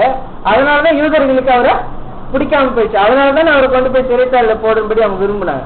இப்ப இந்த சத்திய வசனத்தை எடுத்துட்டு போயிட்டு நம்ம யாருக்கிட்ட பிரசங்கிக்க போறோம்? மனுக்குலம் எங்க போறோம்னு சொல்லி உலக மக்களுக்கு இப்ப வச்சு இல்ல, நம்ம அதுதான் பார்க்க போறோம். தேவன் அவங்களுக்கு என்ன பண்ணி வச்சிருக்காரு? இன்னொரு ரட்சிப்ப கொடுத்திருக்காரு. இப்ப கிறிஸ்தவங்களா இருந்து யாருக்கிட்ட தம்முடைய வேதத்தை கொடுத்திருக்காரோ அவங்கள்ட்ட தான் நம்ம போய் என்ன பண்ண வேண்டியதா இருக்கு. பேதுரு விசுவாசம் கொண்டவரா எப்படி பேதுரு போய் இஸ்ரவேல் மக்களுக்கு பிரசங்கிச்சாரோ அதே போல பேதுரு விசுவாசம் உடைய நாம இப்போ கிறிஸ்துவ மக்களுக்கு என்ன பண்ண போறோம்? பிரசங்கிப்போம். அது பரிசுத்த தந்து தேவன் என்ன பண்ணிருக்காருன்னா நம்மள பலப்படுத்தி இருக்கிறாரு. இந்த சிச்சுவேஷன்ல சாத்தான் என்ன பண்றாருன்னா என்ன பண்ணுவான் அப்படின்னா நம்மளை கொண்டு போய் சிறைச்சாலை போடும். அது என்ன மாதிரி சிறைச்சாலைன்னா 2 சங்கிலியினால் கட்டப்படும். அந்த 2 சங்கிலியும் நம்ம பார்க்கும்போது நம்ம என்ன பாக்குறோம் அப்படின்னா அது 12-11 படிக்கலாம் பாருங்க.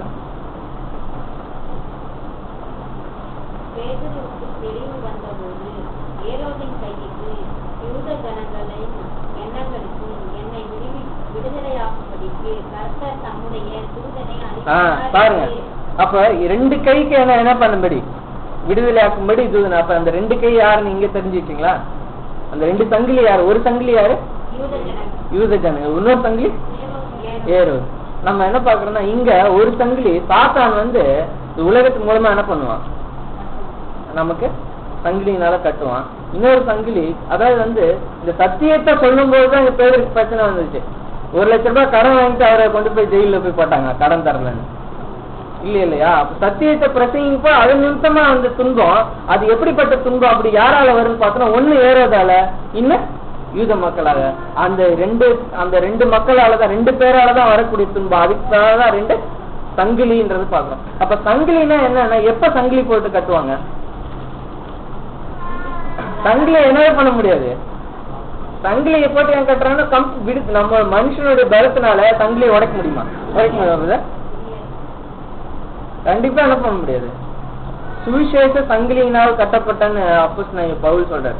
அந்த சங்கிலியை என்ன பண்ண முடியாது, ஒட்ட முடியும். அப்ப சங்கிலி எதை குறிக்கிறதா இருக்குன்னா நம்மளால அந்த சங்கிலி என்ன பண்ணவே முடியாது, உடைக்கவே முடியாது. அப்படிப்பட்ட சங்கிலியில போய் அவர் 2 கையும் வச்சு, அப்ப 2 கையை போய் கட்டிட்டாங்கன்னா என்ன பண்ண முடியாது, அவரால் கிரியை செய்ய முடியாது, லாக் பண்ணி வச்சிடறான். ஆனா அவரு இப்போ இந்த கிரியை செய்யும்போது லாக் பண்ணி வச்ச பேருக்குள்ள என்ன இருக்கு? விசுவாசம் இருக்கு. அவரை தேவன் பரிசுத்த சத்தியத்தை கொடுத்திருக்காரு, ஆனா லாக் பண்ணி வச்சிடறாங்கன்னு சொல்லணும். இப்படிப்பட்ட சூழ்நிலையில அங்க அந்த தூதன் அங்க என்ன சொல்றாரு வராரு பாருங்க. 2 அதை பாருங்க 6வது வசனத்துல பேதுரு 2 சங்கிலியினாலே கட்டப்பட்டு 6ஆம் வசனம்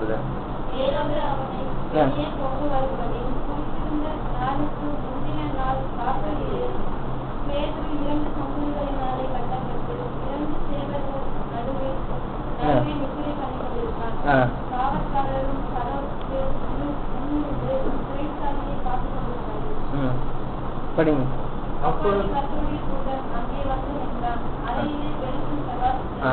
அதாவது இவருக்கு விசுவாசம் மட்டும் இருக்கு, ஆனா இவர் தப்பிக்கிறதுக்கு சாத்தியமே இல்லாத ஒரு நிலைமையில எங்க கொண்டு போய் வச்சுட்டான் ஏரோது.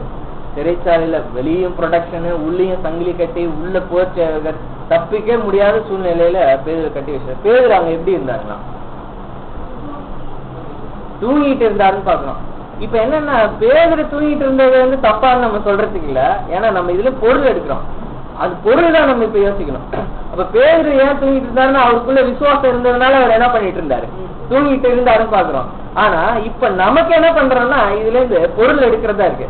இப்போ சங்கிலியில கட்டி வச்சுட்டாங்க, இப்போ நல்லா தூங்கிட்டு இருக்காங்கன்னு நம்ம பாக்குறோம். இப்ப நம்மளே என்ன பண்ண போறோம், என்ன நடக்கும் அப்படின்னு நம்ம பாக்குறோம்னா சத்தியத்துக்காக நிக்க விரும்பும் போது சாத்தான் அந்த 2 சங்கிலியை போட்டு கட்டி என்ன பண்ணிடுவான்னா சிறைச்சாலைக்குள்ள வச்சிருவான். அப்ப நம்ம என்ன பண்ணி விசுவாசம் இருக்கும், ஆனா தூங்கக்கூடிய ஒரு தூங்குறதுன்னா என்னன்னு நம்ம பைபிள் சொல்லுவோம். கிரியை அப்ப நம்ம பார்க்கலாம் அங்க ஒரு வசனம் கூட இருக்குன்னு நினைக்கிறேன். ஒண்ணு குறைஞ்ச நீங்க விழித்திருங்கன்னு இருக்கு.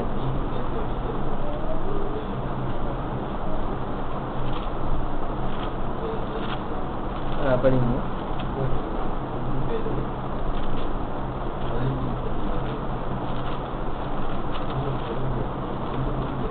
ஒண்ணு குறைஞ்ச 15:36.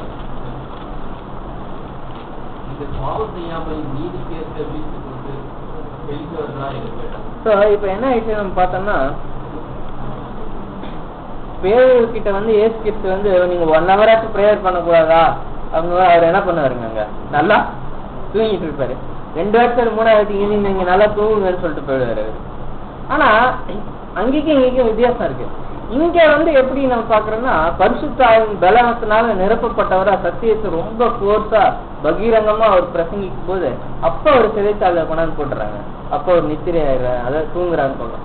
அப்ப நம்ம கூட சத்தியத்தை பிரசங்கிச்சு அந்த ஒரு காலப்பகுதியில நமக்கு என்ன நேரிடும் அப்படின்னு நம்ம பார்த்தோம்னா சங்கினியால கட்டப்படும் போது ஆட்டோமேட்டிக்கா என்ன வந்துருங்க, அவ்வளவுதான் சரி. அப்ப அந்த மாதிரி நேரத்துல தேவன் என்ன பண்றாருன்னு நம்ம பார்த்தோம் அப்படின்னா அவரு தூதனை அனுப்புறாரு. அந்த தூதன் வந்து என்ன பண்றாரு பாருங்க, வந்தவொடனே என்ன நடக்குது பாருங்க, வெளிச்சம் வருதுன்னு பார்த்தோம். இப்போ தூங்குறதுன்னு சொல்றது இருள் இல்லைங்களா? அப்ப வெளிச்சம்னா என்ன? கர்த்தருடைய தூதன் வந்தான்னு சொல்லியிருக்கலாமே, வெளிச்சம் வந்ததுன்னு ஃபர்ஸ்ட் சொல்றாங்க. அப்ப வெளிச்சம்னா என்ன நம்ம பார்க்கிறோம் நீதிமொழிகள்ல 6ஆம் அதிகாரத்துல 6ஆம் அதிகாரம் வசனம் பண்ணுங்க.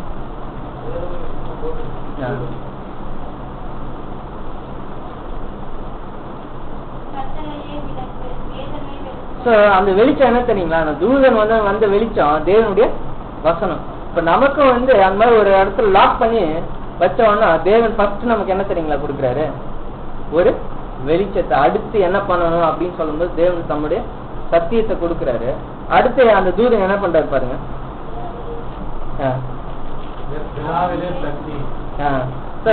ஏன் வேற எங்கேயா தட்ட வேண்டியதானே, ஏன் விழாவில வந்து தட்டி அப்படின்னு நம்ம பாக்குறோம்னா ஆதியாகமும்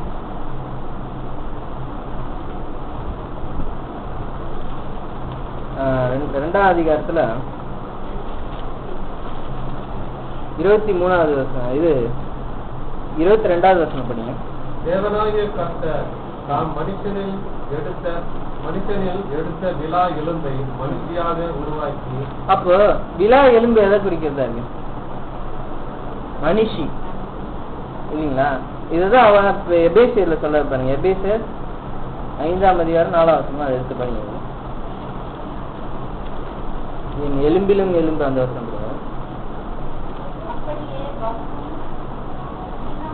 இல்ல எபேசியர 4ஆம் அதிகாரத்துல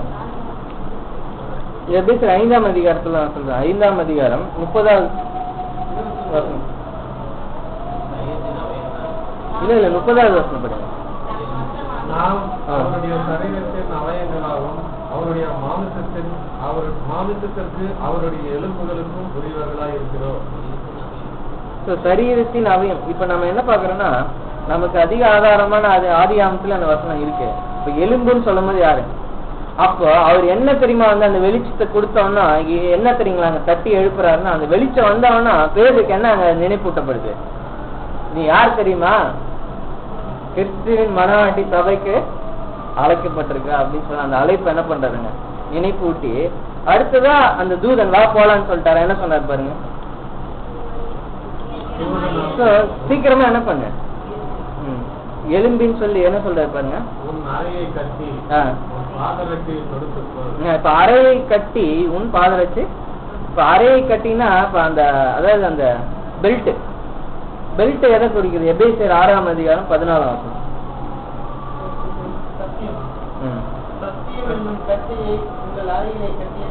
எந்த அறையில பெல்ட் போல ட்ரெஸ் என்ன ஆயிடும், வந்து விழுந்துரும் நம்ம பார்க்கலாம்.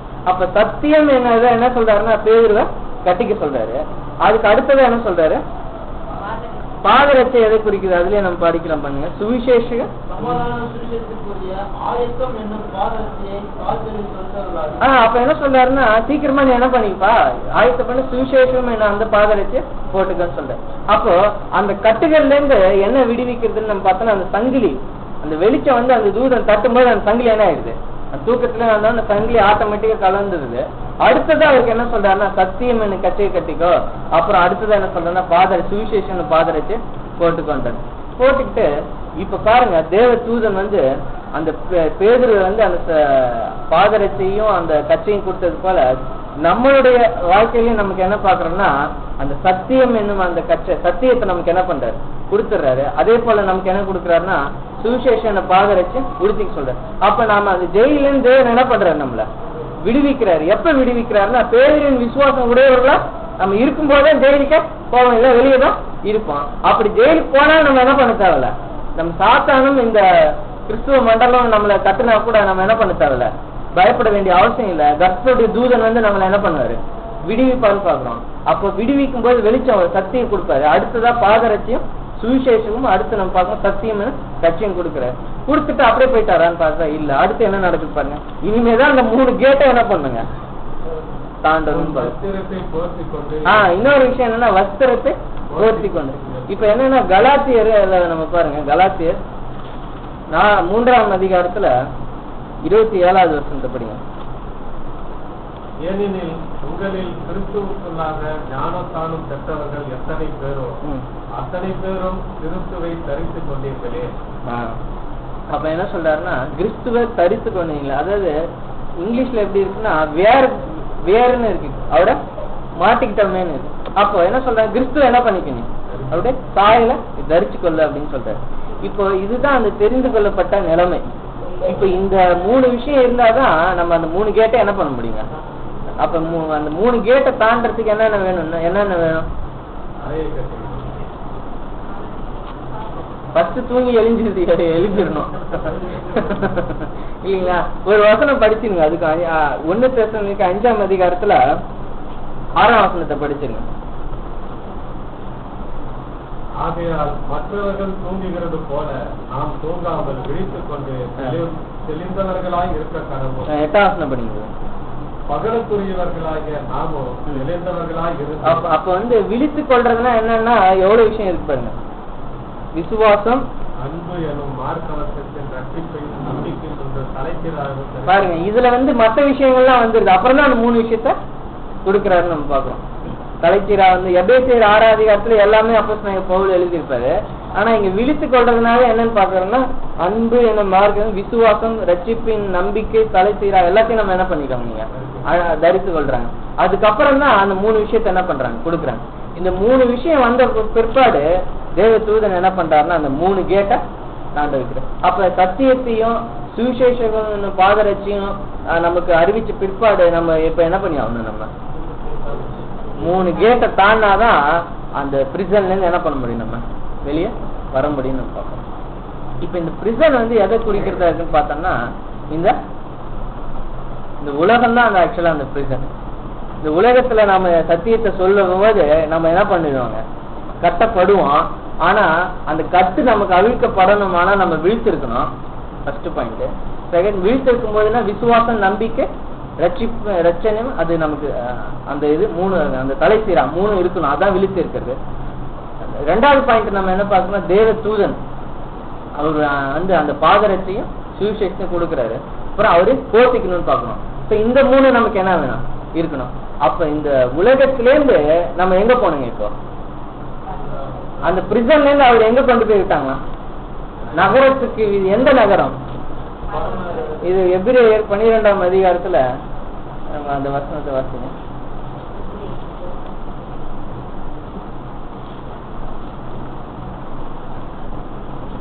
22வது வசனத்தை படிங்க. நீங்களோ சீயோன் மலையரிடத்திற்கும் ஜீவனுள்ள தேவனுடைய நகரமாகிய பரம இருப்பிடம் இடத்திற்கும் 1000-16,000 சோதரர்களிடத்திற்கும். நம்ம வந்து அந்த நகரத்துக்கு போகணும். அந்த நகரத்துக்கு போக முடியாம நம்மள என்ன பண்ணி வச்சிருக்காங்கன்னா, சாத்தான் சங்கிலினால லாக் பண்ணிடுன்னு பார்க்கணும். லாக் பண்ணாலும் கவலைப்பட தேவையில்ல. பேரின் விசுவாசம் உடையவர்களா நாம இருக்கிறதுனால தேவன் தம்முடைய தூதன் அனுப்புறாரு. அது எந்த தூதன்? இயேசு கிறிஸ்து தான் அந்த தூதன்.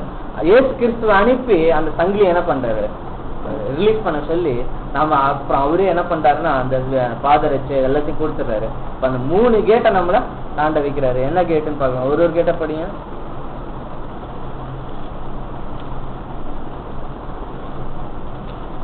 படிங்களா?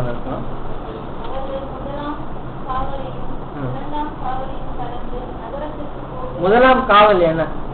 இந்த 3 காவலை பத்தியுமே ஒரே இடத்துல சொல்லிட்டாங்க. அது 3 காவலையும் நம்ம ஜெயிக்கணும். இந்த 3த்தையும் ஜெயிச்சாலே எதை ஜெயிச்ச மாதிரி நம்ம பார்த்துக்கோம், உலகத்தையும் ஜெயிச்ச மாதிரி. அந்த 3 என்ன அப்போனா பிதாவினால் உண்டாகாத 3. 1 யோவான் 2:16 படிங்க.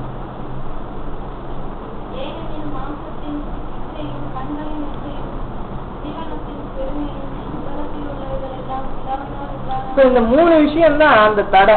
தேவனுடைய ராஜ்யத்துக்கு அந்த நகரத்துக்கு போகாதபடி நம்மள எந்த 3 விஷயம் தடுக்கணும்னா அந்த 3 கேட்டு தான்.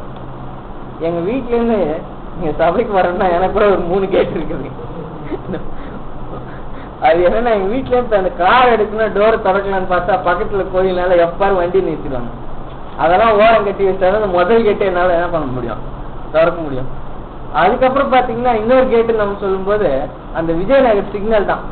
அங்கேயே ரொம்ப நேரம் அது அந்த கேட்டு ஃப்ரீயா இருந்தா நம்ம வந்துடலாம். 3வது கேட்டு ரொம்ப கஷ்டமான கேட்டு, அது ரயில்வே கேட்டு.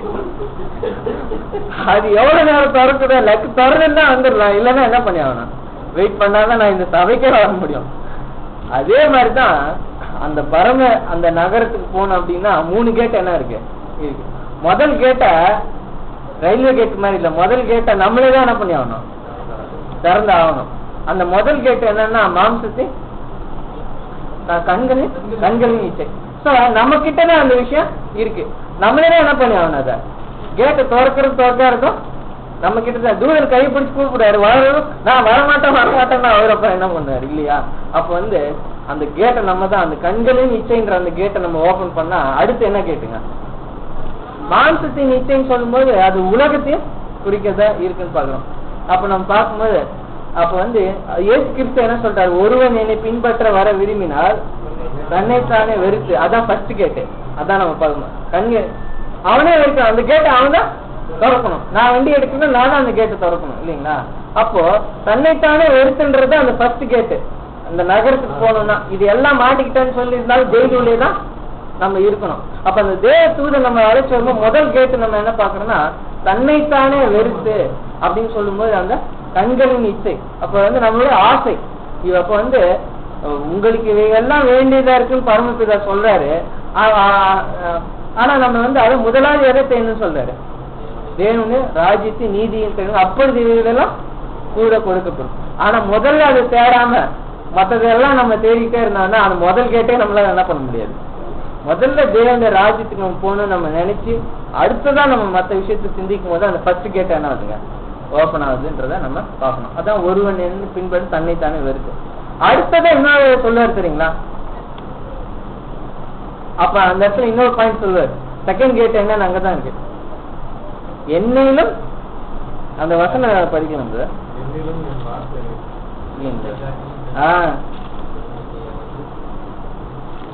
லூக்கா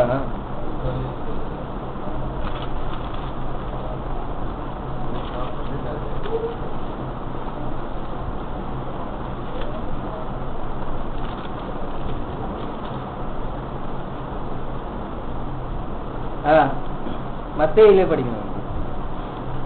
19:29 இருக்கு. ஆனா இன்னும் நல்ல சிறப்பான வசனம் லூக்கால இருக்கும்.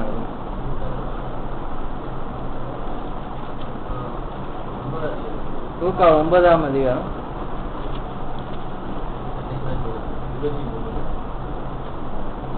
பின்பு அவர் எல்லோரையும் நோக்கி, ஒருவன் என்னை பின்பற்றி வர விரும்பினார் அவன் தன்னைத்தான் வெறுத்து தன் சிலுவையை அனுதினம் எடுத்துக்கொண்டு.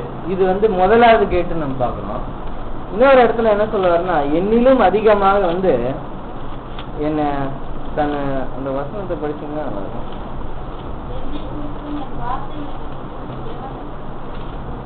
இல்ல இந்த வசனம் படிச்சுங்க, அதுக்கு அர்த்தம் இருக்கும். 19:29. அவர் போஜனம் இல்ல பண்ணுகிறார். மத்தேயு 19:29. என் நாமத்து நிமித்தம் வீட்டையாவது சகோதரனாவது சகோதரிகளையாவது தகப்பனையாவது தாயாவது மனைவியாவது பிள்ளைகளையாவது நிலங்களையாவது விட்டவன் எவனோ அவன் 100 அடைந்து நித்திய ஜீவனை சுதந்திரித்துக் கொள்வான். அப்ப நம்ம இந்த வசனம் வந்து இன்னொரு வசனம் மத்தேயு 10ஆம் அதிகாரத்துல 37வது வசனத்தை படிங்க. தகப்பனையாவது தாயையாவது என்னையும் அதிகமாய் நேசிக்கிறவர் எனக்கு பாத்திரமல்ல. மகனையாவது மகளையாவது என்னையும் அதிகமாய் நேசிக்கிறவர் எனக்கு பாத்திரமல்ல. தன் சிலுவையை எடுத்துக்கொண்டு என்னை பின்பற்றாதவன் எனக்கு பாத்திரமல்ல. அப்ப இங்க 2 கேட்டையுமே பத்தி சொல்லிட்டாரு. முதல் கேட்டு தன்னை தானே இருக்கணும். இன்னொன்னு வந்து எனக்கு ஒன்றும் பிரச்சனை இல்லை, சத்தியம் நானும் என்ன கொஞ்சம் வீட்டுல கொஞ்சம் கேட்டு வந்துடுறேன் அப்படின்னு சொல்லி அப்ப சொல்ல எங்க அப்பா போய் நான் அடக்கம் பண்ணிட்டு வரேன்னு ஏசு கிறிஸ்து ஒருத்தர் என்ன பண்றாரு கேட்கிறாரு இல்லைங்களா? அப்ப என்ன சொல்ல மரித்தவங்க மருத்துவ. அப்ப ஏசு கிறிஸ்து வந்து கடமையே செய்யக்கூடாதுன்னு என்ன பண்ணலைங்க, அன்பே கூறக்கூடாதுன்னு சொல்ல என்னிலும் அதிகமான்றதுதான் நம்ம பார்க்கணும். அப்ப தேவனுடைய குமாரனை பார்க்கலாம் நம்ம ரொம்ப அதிகமா மத்த எதை அன்பு கூர்ந்தாலும் சரி, அது நம்மளே அன்பு கூர்ந்தாலும் சரி, இல்ல மத்த நம்மள நம்ம அன்பு கூறாம உலக மனுஷனே இருக்காங்க. இப்ப பெற்றோர்கள்லாம் தங்களை வந்து அன்பு கூறுறத பார்க்கலாம் யாரு மேல ரொம்ப அன்பு கூடுறாங்க. இப்போ இப்பெல்லாம் வந்து இஷ்டத்துக்கு நல்லா ஃபுட் எல்லாம் கிடைக்குது, ஒண்ணும் இல்லை, ஈஸியா வாங்கி கொடுத்துறாங்க. இதே கொஞ்சம் பின்னாடி காலத்துல பார்த்தோம்னா இப்போ ஃபுட்டு வந்து கொஞ்சமா இருக்குன்னு வச்சுக்கோங்க, தனக்கு இல்லைன்னா கூட ஒரு தாய் என்ன பண்ணுவாங்க, நீங்க பரவாயில்ல நமக்கு இல்லைன்னா கூட நீ சாப்பிடுப்பா என்ன சொல்லிடுவாங்க, கொடுத்துருவாங்க. அப்ப தன்னை பார்க்கணும் யார் இடத்துல அன்பு கூடுறாங்க, பிள்ளைகள் இடத்துல நம்ம பார்க்கணும். இந்த அன்பை தான் தேவன் நமக்கு சொல்றதுக்கு இந்த 2வது கேட்டு என்னன்னா இந்த அன்பு தான். அதாவது எப்படின்னா நம்மை பார்க்கலாம் நம்ம தேவன் இடத்துலதான் என்ன பண்ணோம் அன்பு கூறணும். நம்மை பார்க்கலாம் நம்ம வந்து வீட்டுல உள்ள யாருக்கிட்டே அதிகமா அன்பு கூர்ந்து தேவன் இடத்துல 2வதா நம்ம அன்பு கூர்ந்தோம்னா அந்த 2வது கேட்டா என்ன பண்ண முடியாதுங்க, ஒரு நாளும் தாண்ட முடியாது. ஏசு கிறிஸ்துக்கு இதெல்லாம் நிறைய எக்ஸாம்பிள் இருக்கு. சிறிய உனக்கும் எனக்கும் என்ன, ஐயோ எங்க அம்மாவுக்கு சொல்லிட்டாங்க அப்படின்னு சொல்லி என்ன பண்ணல, அவரு சத்தியத்துக்கு நேரா வரும்போது அவர் சத்தியத்துக்கு என்ன பண்ணாங்க, கீழ்படிஞ்சாங்க. என் முதலாளி சொல்லிட்டாரு, எங்க வீட்டுக்காரமா சொல்லிட்டாங்க, என்னோட புருஷன் சொல்லிட்டாரு, எங்க அப்பா சொல்லிட்டாரு, எங்க அம்மா சொல்லிட்டாங்க, அதனால நான் என்ன பண்றது இல்ல, சத்தியத்தை நான் ஏதோ ஒரு காரியத்தை நம்ம தேவன் சொன்ன வசனத்தை நம்ம கை கொள்ளாம இருந்தோமாகி நிச்சயமா என்ன பண்ண முடியாதுங்க, அந்த 2வது கேட்ட தாண்ட முடியாது. அப்போ நம்ம எல்லாத்த பார்க்கலாம் நான் வந்து இது படிச்சு நம்ம வந்து ஒரு டாக்டராவோ இன்ஜினியராவோ எதை வேணாலும் நம்ம என்ன பண்ணலாம் ஆகலாம். ஆனா நான் இதனால ஆகிறதுனால என்னால பைபிள் படிக்க முடியல, நான் ஸ்கூலுக்கு போறேன், அப்ப நம்ம எதெல்லாம் ஃபர்ஸ்ட் இம்பார்ட்டன்ஸ் கொடுக்குறோம், நான் வீட்டுல சமையல் செய்யறேன், அதை என்னிலும் அதிகமாக சாப்பாடையோ என்னிலும் அதிகமாக வேற எதை நம்ம நேசித்தாலும் என்ன பண்ண முடியாது. அப்ப நம்ம எல்லா வேலையும் செய்ய வேண்டியது அவசியமா தான் இருக்கு. ஆனா அப்படி இருந்தோம் நம்ம தேவனுடைய வேலைக்கு முதலிடம் கொடுத்து நம்ம செஞ்சோம்னா அப்ப காம்ப்ரமைஸ் ஆயிடும், தேவன் என்ன பண்ண மாட்டாரு. அப்ப செகண்ட் கேட் என்ன ஆயிடும், நமக்கு ஓப்பன் ஆயிடும் பக்கம். அப்ப நாம வந்து முதலாவது நம்ம வெறுக்கும் போது ஃபர்ஸ்ட் கேட் ஓப்பன் ஆகுது. செகண்ட் கேட் நமக்கு எப்பன்னா பேதுரோட விசுவாசம் இருக்கிறது எவ்வளவு ஹெல்ப் பண்ணும் அப்படின்னு பார்த்தோன்னா, பேதுலாம் நம்ம நினைக்கிறோம் அவர்லாம் யாருங்க, கல்யாணம் பண்ணி ஒரு குழந்தை குட்டிலாம் இருந்த ஆளுதான். இப்ப நம்ம இங்க இருந்து ஒரு ஊருக்கு போயிட்டு வரதுனால பெரிய விஷயம்.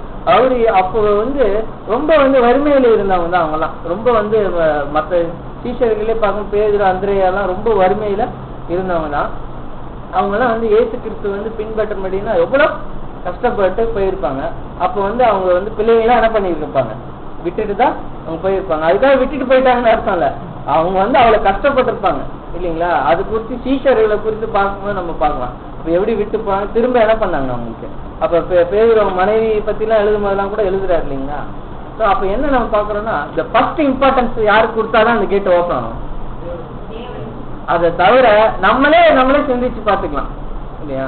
முதல்ல இப்ப நம்ம பைபிள் படிக்கிற நேரம் நம்ம வந்து கொஞ்சம் இதை நம்ம செஞ்சுட்டோ இல்ல பார்த்துட்டோ இல்ல நம்ம தேவன் கூட எந்த காரியமா இருந்தா சர்ச்சுக்கு போகாம இப்ப வந்து ஒரு சண்டே ஆனா நம்ம வந்து சர்ச்சுக்கு போறதை நம்ம என்ன பண்ணோம் ஃபர்ஸ்ட்.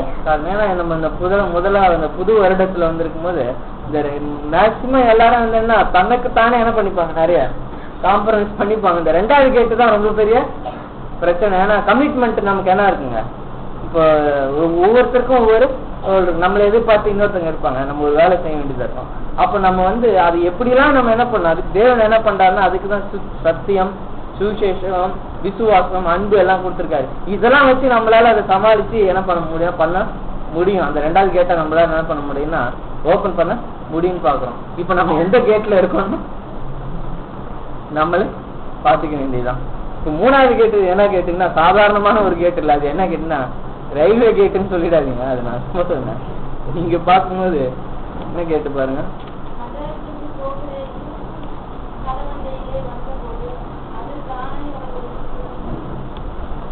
பாருங்க, நகரத்துக்கு போகிற அந்த கேட் என்ன கேட்டா இரும்பு அயன் கேட்டு.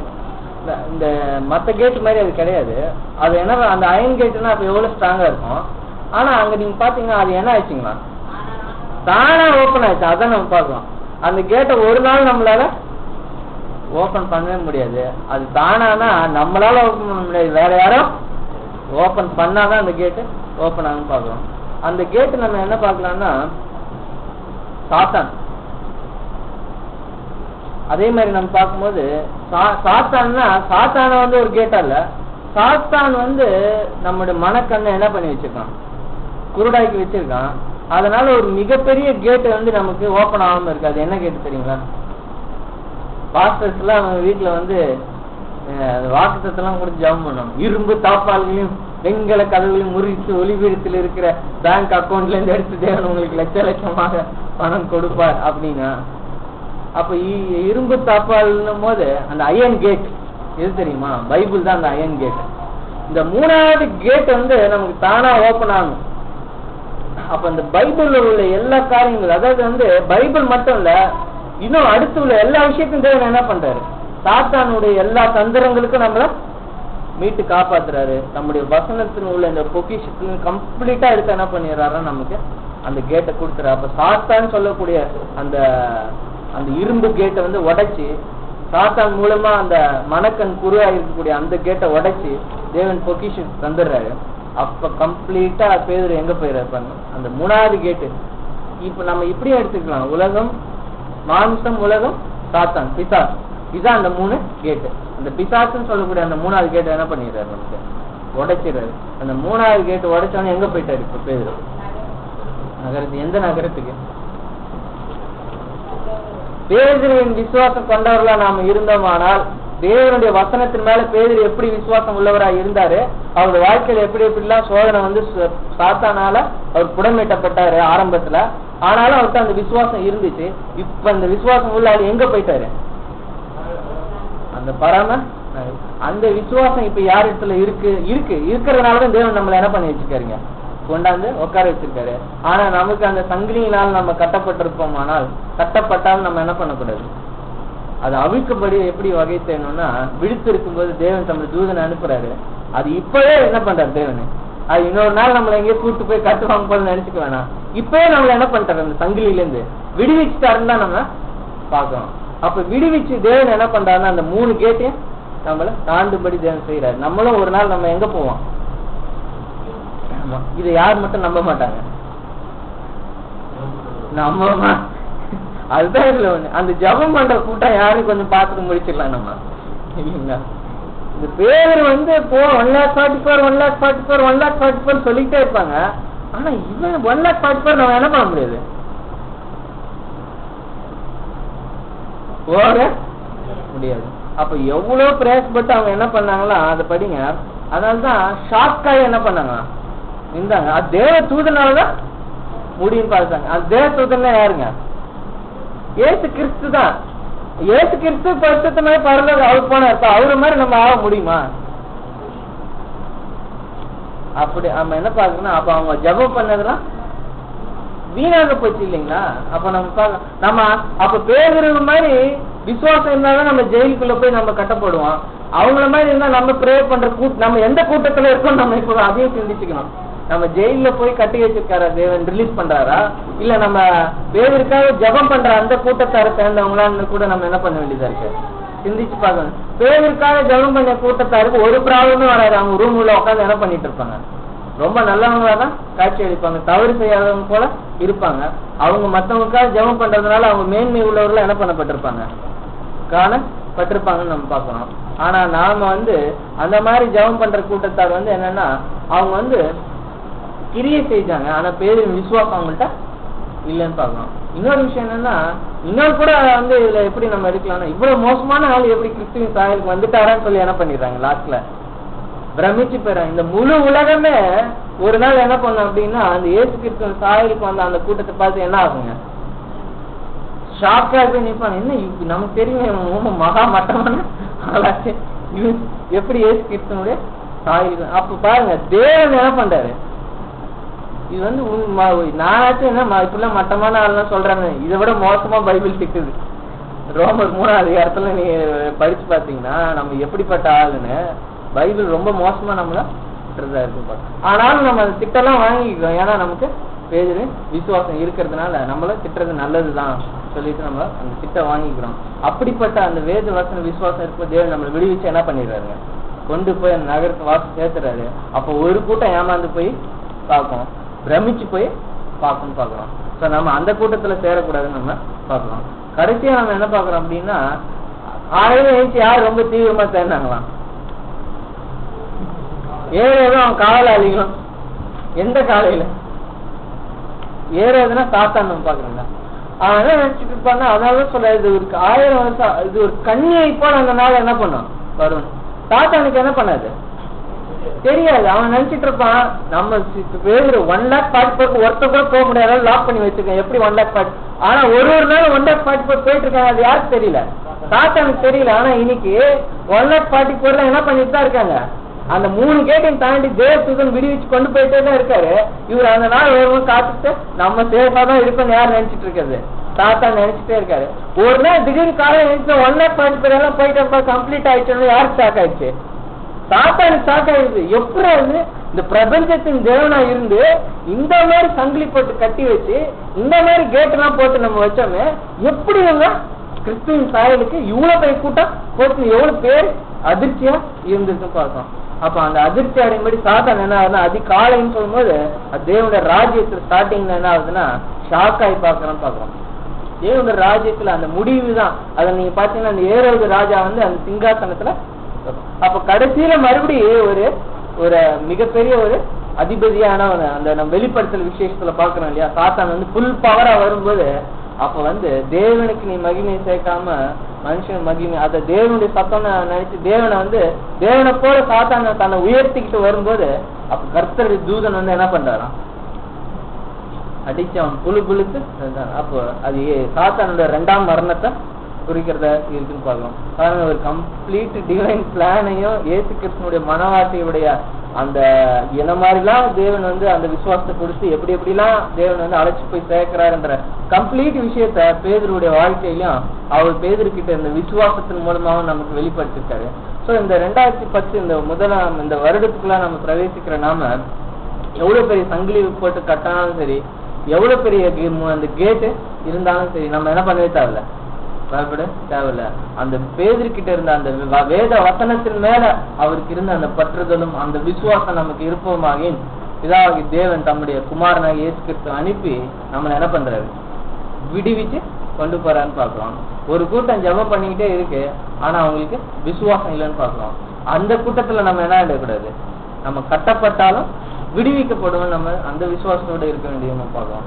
ஸோ தேவன் தாமே இனி இந்த 2010 நம்ம ஒரு கேட்டையும் யார் யார் எந்தெந்த கேட்ல இருக்கீங்கன்னு பார்த்து, 1வது கேட்ல இருக்கவங்க 2வது கேட்டுக்கு வரணும்னு பிரயாசம் பண்ணலாம், 2வது கேட்ல இருக்கவங்க 3வது கேட்டை தாண்டணும் பிரயாசம் பண்ணலாம், 3வது கேட்டையும் தாண்டிட்டேன்னு சொல்றவங்க அதுல நிலைத்து நிற்கிறதுக்கு நம்ம எப்போதும் ஜாக்கிரதை உள்ளவர்களா இருக்கலாம்.